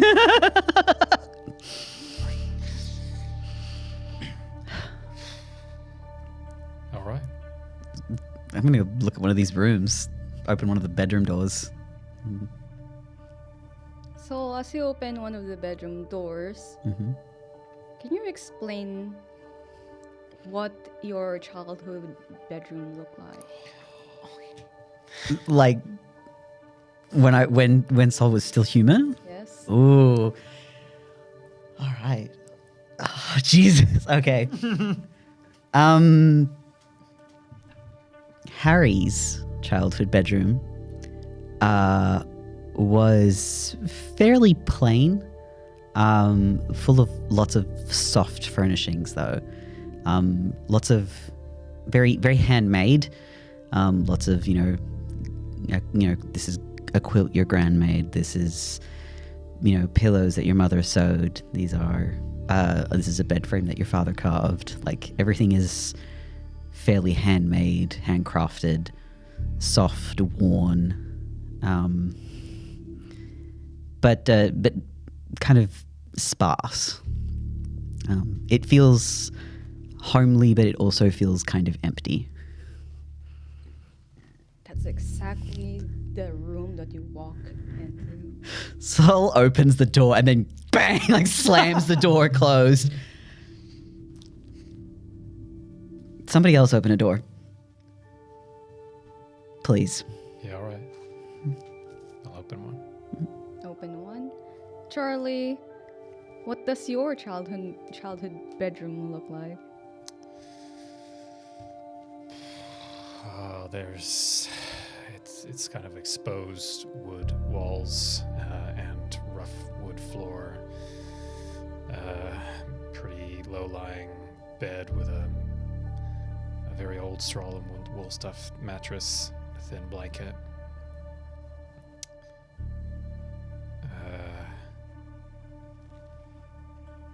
Be an old kind of chest of drawers with some knobs missing, and then just like a little boy's knickknacks scattered across it, like half-carved bits of wood and big walking sticks from the woods and shit everywhere. I'm just gonna close the door. Yeah, I'm not going in there. Your turn.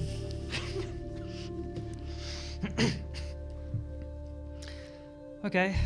Yeah, I'll check a door, I suppose. You do okay? You'll see. Open your door. I will open one of the remaining doors and stick my head in, I guess. Maxie, what does your childhood bedroom look like? This is going to get quite the reaction when I'm finished with this. Well, from me. Max's family were pretty wealthy for the time, so it's a pretty decent size. Clearly, just like from the tiling and the woodwork, pretty old money. The family's lived here for some time and like wanted to their wealth here. Not much in the way of toys, mostly books. Where a normal youngster would have a toy chest, there is a bookshelf at eye level. And a few too many of the books are a little too, maybe a little too advanced and not entirely optional. There is a little telescope, like a little just child's telescope by the window. Maxie lives on the second floor of their house. And the main decorative feature is attached to the window is a flower box. Unfortunately, the window is missing. Thank God for that. But the rest is. This was a rich kid, and there's no real personality in the room. It's just books and it's cold.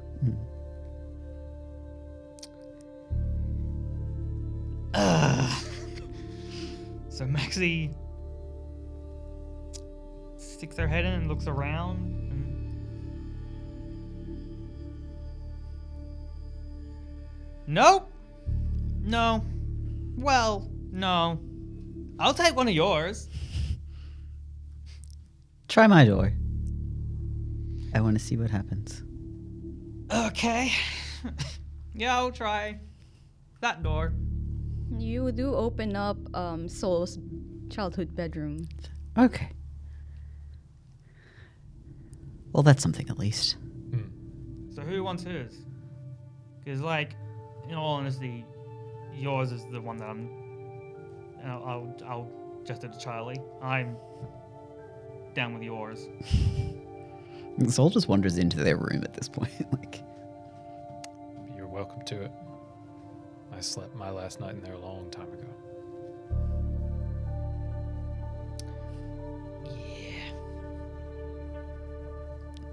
Yeah.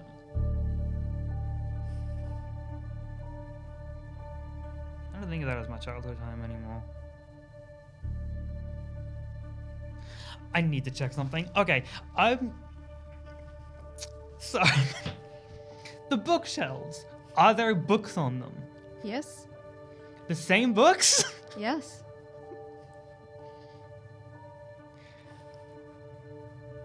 Yep. Okay.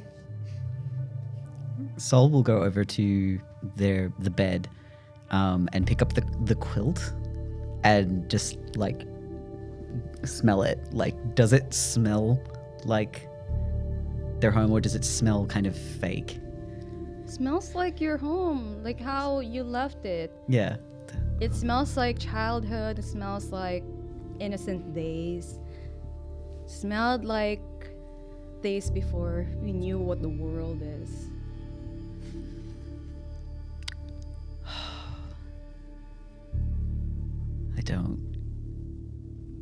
I don't think I like this. It's almost too familiar, like it's too comforting.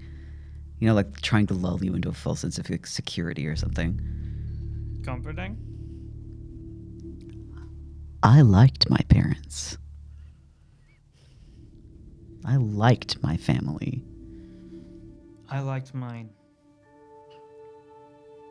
This is a comforting space to me. Like,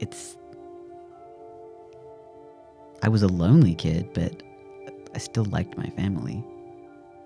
Like, I just haven't thought about them for years. They've been dead for a long time.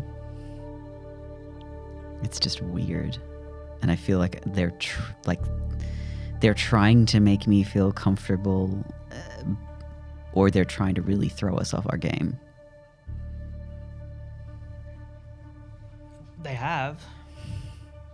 What about you, Charlie? Soul is very open about their whole deal. I will answer pretty much any question I'm asked.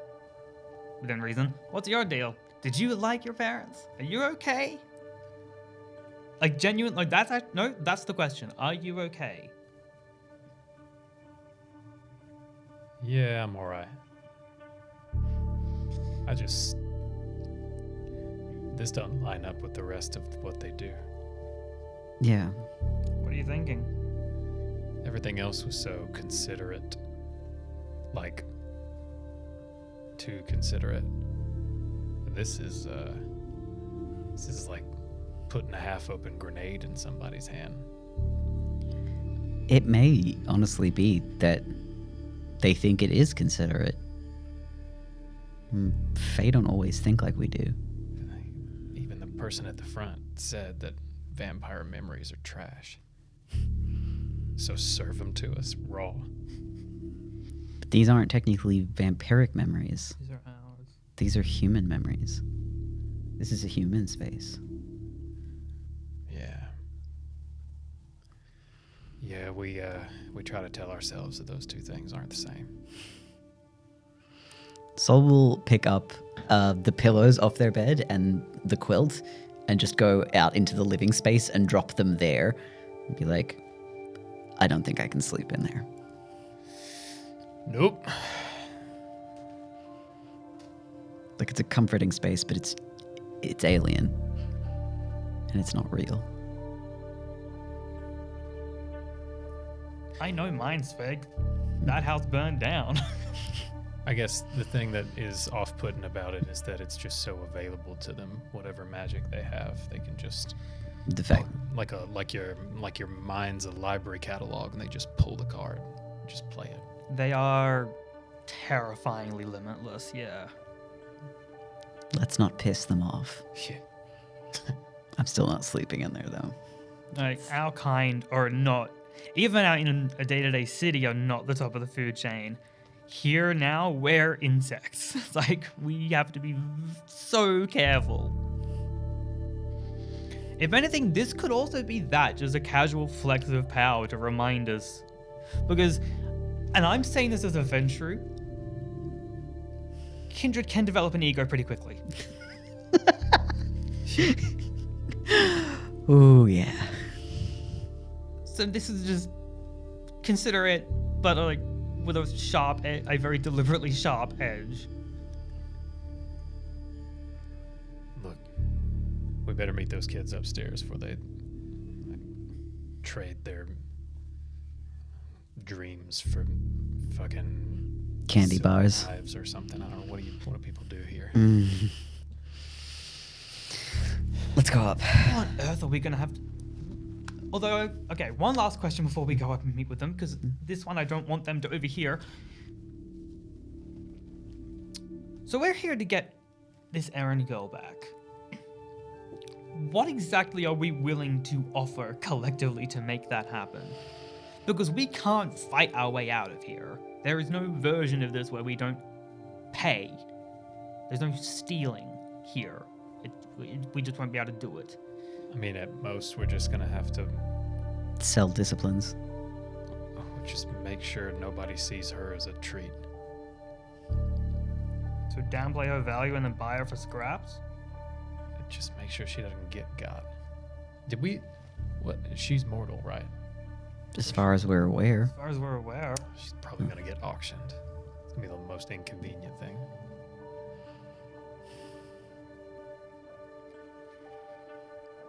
Yeah.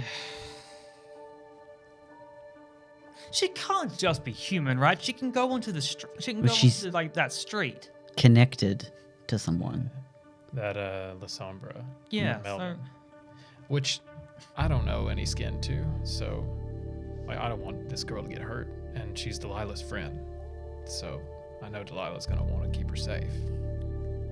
Did we get confirmation on Leslie's clan? Is that No. something I would know? Have you gone to Saracene's stead? Probably not. Yeah. Because he could be the La Sombra in question. I think the person's the La Sombra Primogen. Is that what we learned from Melbourne? Can you be Prince and Primogen at the same time? I feel like you can. I mean, I don't know. Sombra Prince. That's Just seems like terrifying someone seems like they'd be burying the lead if they said the La Sombra Primogen instead of the Prince of Melbourne, kind of the more important title. When have you known anyone to be completely straightforward when they're kind of vaguely protecting their own? Oh, that's the power move. Right? If you're not afraid to say who you are. Anyway, look, I'm just saying, I want to keep her safe, but I don't know her, and we don't really know her. Delilah knows her. We don't know her role, I'm saying. Nah. If she's an innocent kid, I don't want her getting hurt, and that's good enough. Yeah. But you're right, I don't know what we can give. Well, we're about to go up into the carnival, so let's enjoy ourselves, and as we're enjoying ourselves, we can get kind of a ballpark on the sort of currency they're asking for. Just before we go up, I know I said a lot of extra stuff to the prince and to Victoria. Do you guys have any other questions?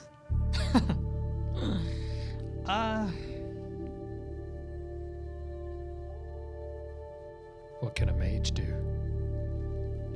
I didn't get a full display of her powers, but supposedly it seemed like the labyrinth may have been made by the mages, but also might have not.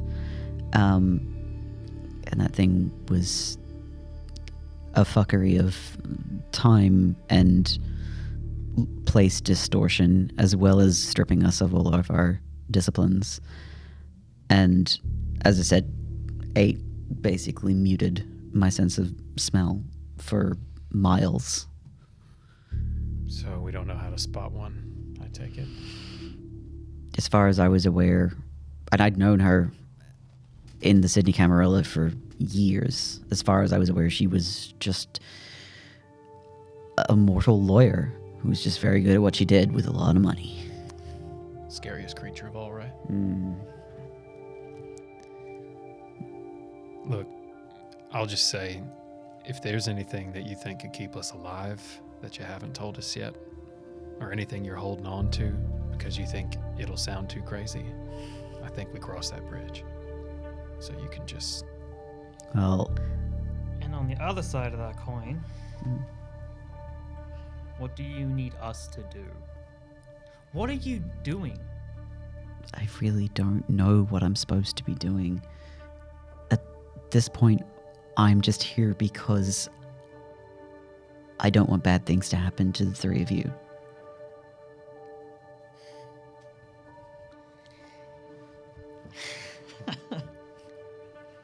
That's sweet.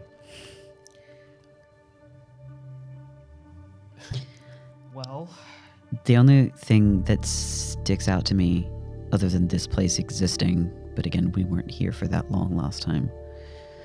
I didn't run into any werewolves.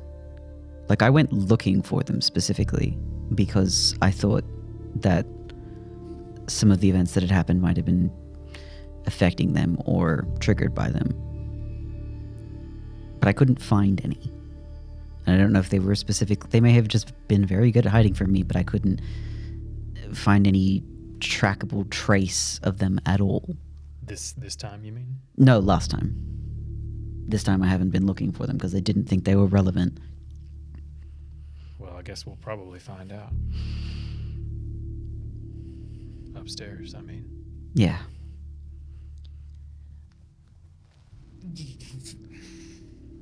I don't like werewolves. Why not? You got history? No, just instinctual fear. Yeah, fair. They damn sure won't like you. No. Yeah. Wait, do you mean like on a personal level or because we're kindred? Mainly the latter. Yes. But like, look, they really don't like rich humans, right? Or kindred. I'm not that rich. A humble venture.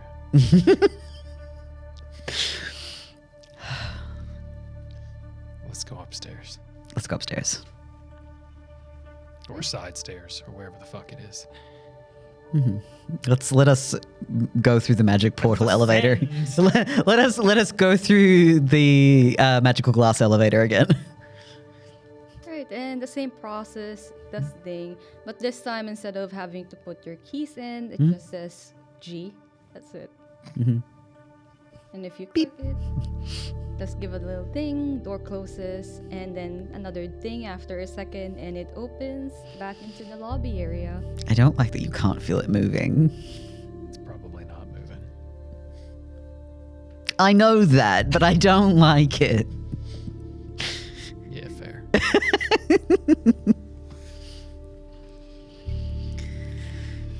Can we see can we see the babies? Yeah.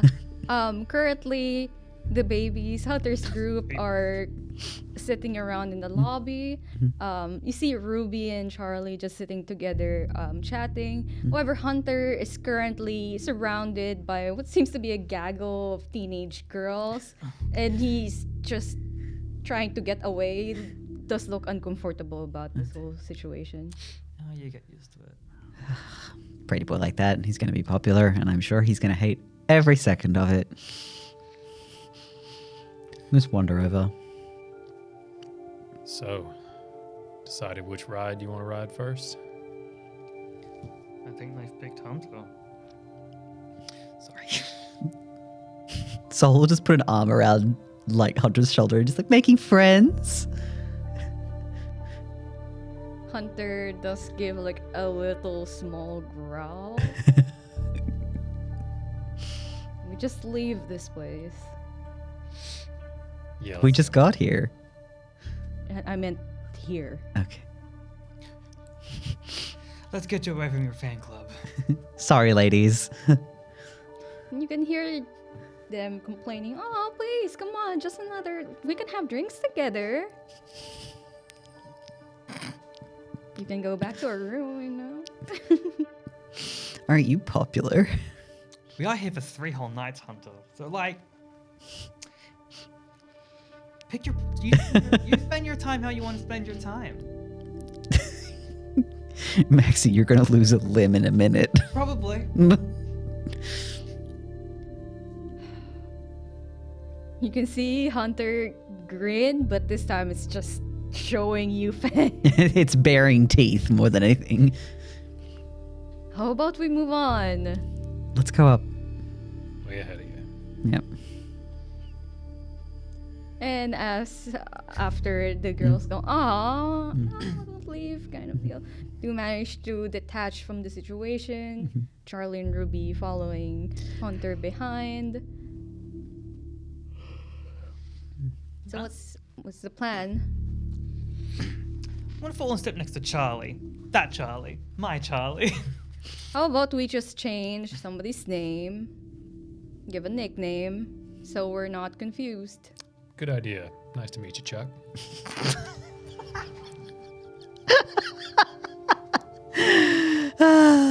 You see, other Charlie just does not like that at You all. prefer Chaz, Did not like it either. C Money.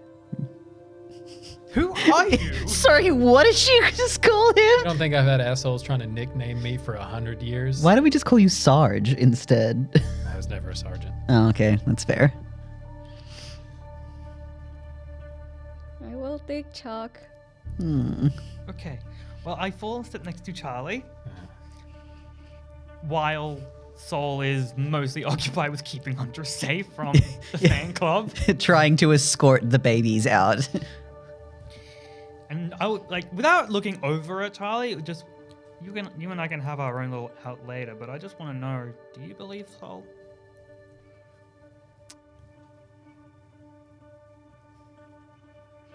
I don't think Soul's lying. Interesting distinction. Yeah. But, you know. I've been watching how people react when Soul talks. It doesn't make me believe it less.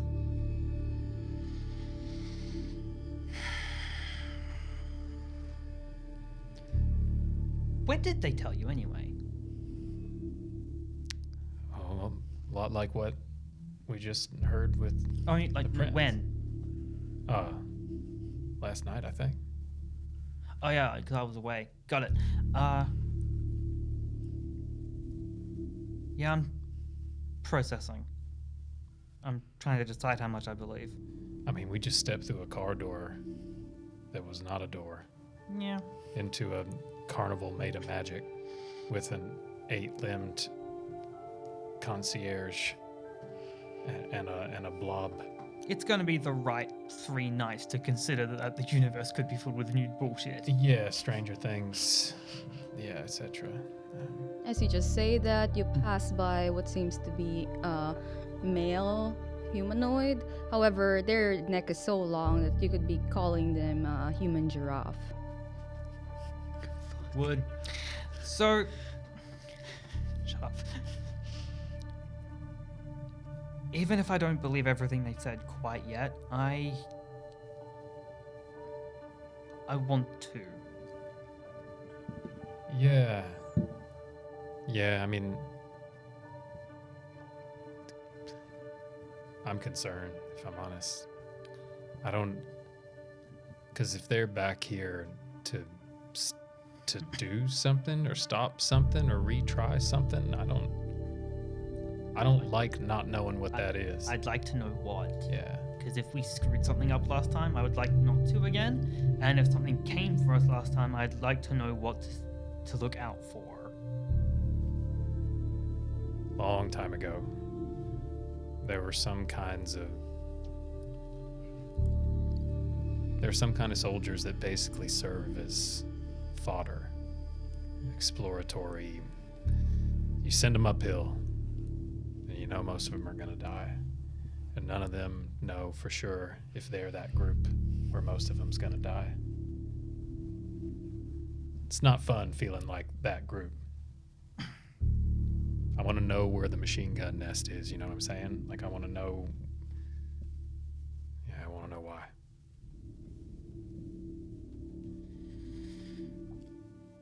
Well, I get the feeling that they're going to answer pretty much any question we ask, so I suppose all we can do in the meantime is keep them alive and eventually ask the right question.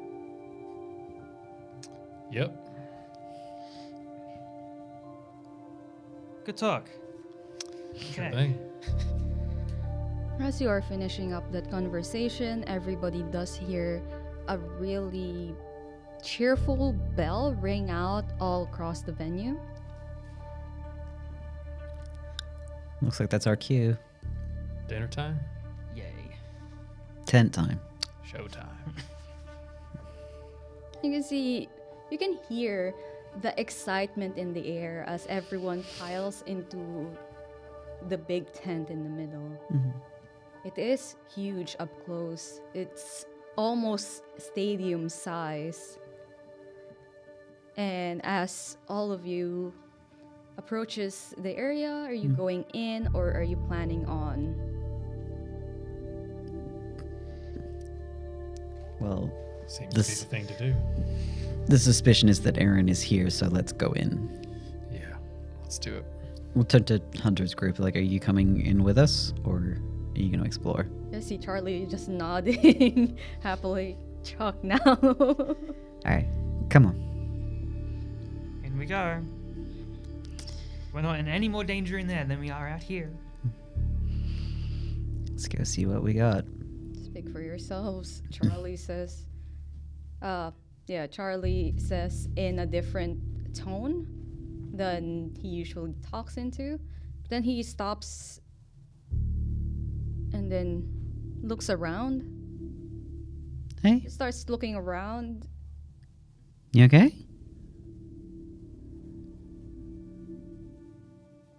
I do not think so. I do not like this place.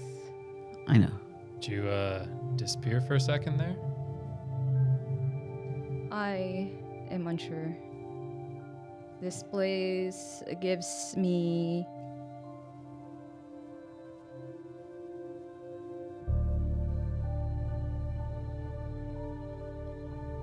a very distinct feeling. It's as if we've been here several times. Deja vu. Huh. Or maybe I've seen it in a premonition. I am not sure. Let us know if you think of anything. You ever have anybody else step in up there sometimes? Yes. Voices. Calls for help. They ever sit in the driver's seat for a second? I don't think so. Yeah, okay.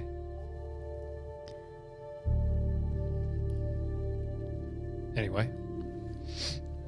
We'll keep an eye out and an ear out. Oh God. Let us know if you need help. Okay.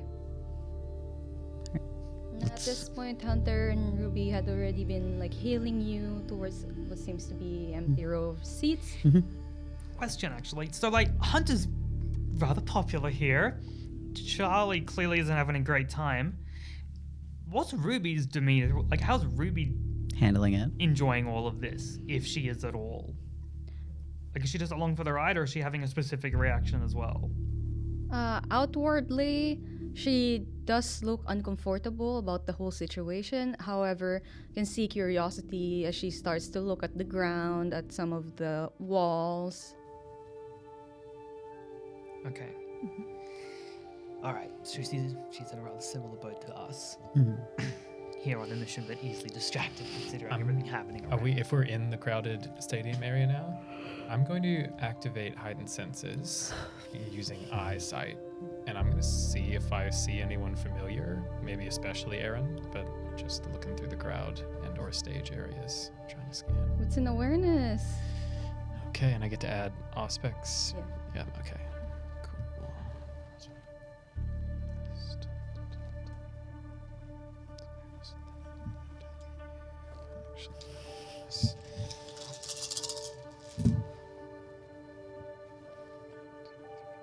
I'm spending willpower.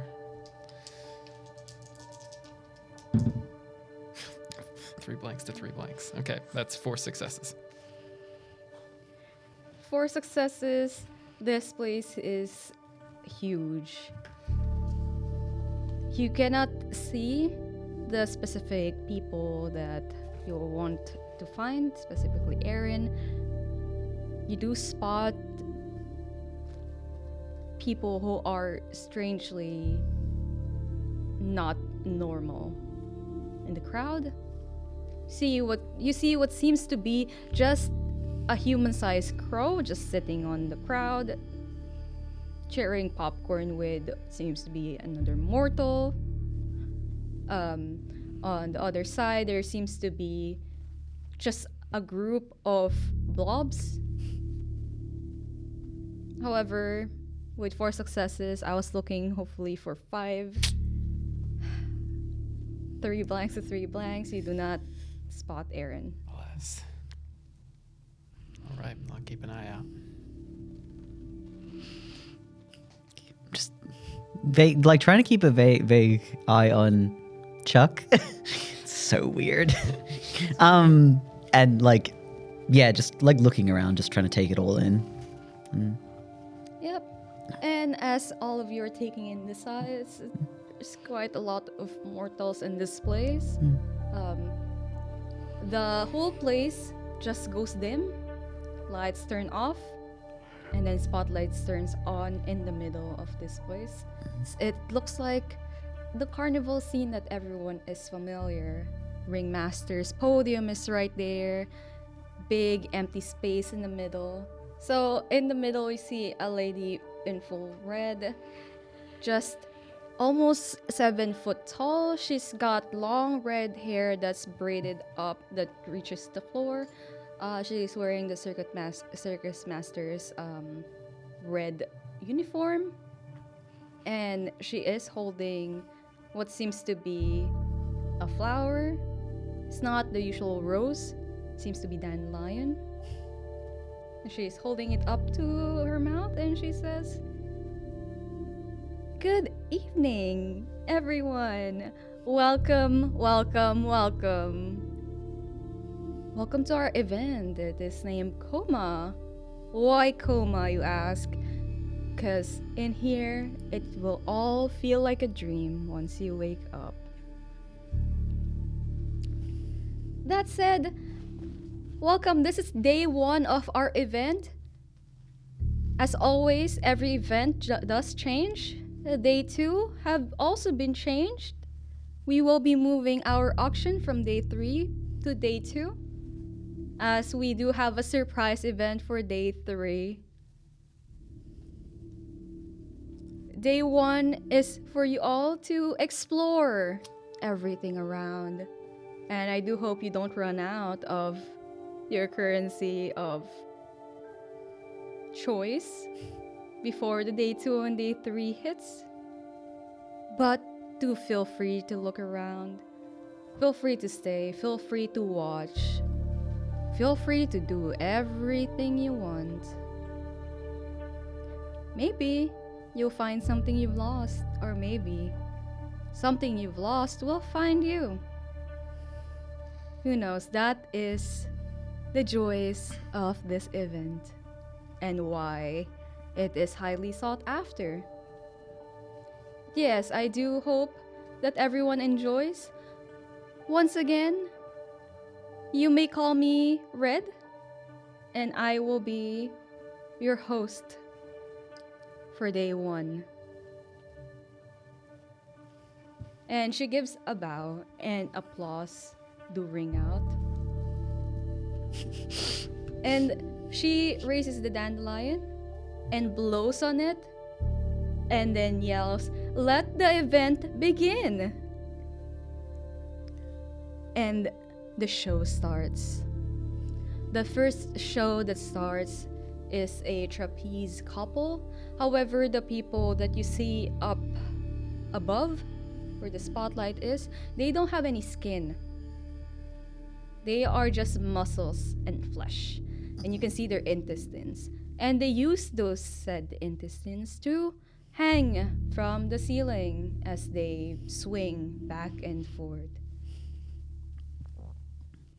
And the crowd does go ooh and ah. And you can hear a couple in front of you muttering, "Oh my gosh, this is so scary. They could fall at any time. There's no net beneath them. And the male of the couple just mutters, "Is this like safe? Like, is this?" And she just makes him shut up. Just enjoy the show. Sol's just watching this like like, oh dear God, what have we gotten ourselves into? Some Nixie shit. Like, That's genuinely what I was thinking. Yeah. Hunter's just shaking his head. Like, I don't want to go up against Nixie. That is something. Have you gone against one of their creatures? I try to avoid pissing them off as best I can. yeah. Best not to piss off whoever's running the show then. Let's just all be on our best behavior. I am delightfully intimidated, yeah. Is that a new sensation for you? I feel like you're used to being the one on the intimidation level. Thank you. You literally said you were a murderer. I'm not a... Assassin, sorry.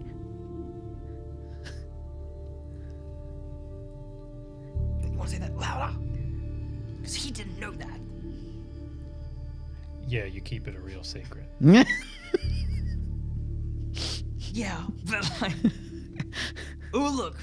Intestine trapeze. It's Yeah, pretty gross. I'm not so sure everyone sees that. I'm convinced that the mortals are not seeing what we are seeing. If they are, then that's That or amazing. that or they've been given a shot of the good stuff before they got in here. Or they're just sick. Red rooms are a thing. True. I hate that.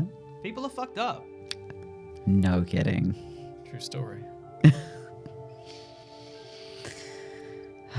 And the show does continue. Mhm. One more grotesque than the other. However, we will skip some of the details. We do not want our audience home to wonder. Just have a And have montage of our nightmares. faces. let's not get banned from YouTube. Casually hearing, like, I'm hearing the Twitch slowly loading a shotgun, just language. Shame.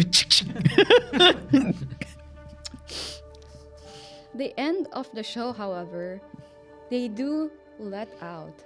Seems to be a 3-headed lion. They let it out into the arena, into this space, and you can see the crowd going wild over it. However, like I said, the mortals doesn't seem to notice anything different from this lion. Doesn't seem to notice that it has 3 heads, and the fact that the lion itself has wings, and the fact that it has scorpion's tail. That's A chimera. a griffin. Chimera. That's it's something else. That's what it is. And the spotlight turns on towards the stage once again, and you see a familiar face. You see Erin holding what seems to be a sword with her leg strapped onto, seems to be chains on the floor. Oh, what the fuck? And that is where we will end our story for Okay. the evening. Shit. Well, I'm not fighting it. Gonna have to go bite a lion.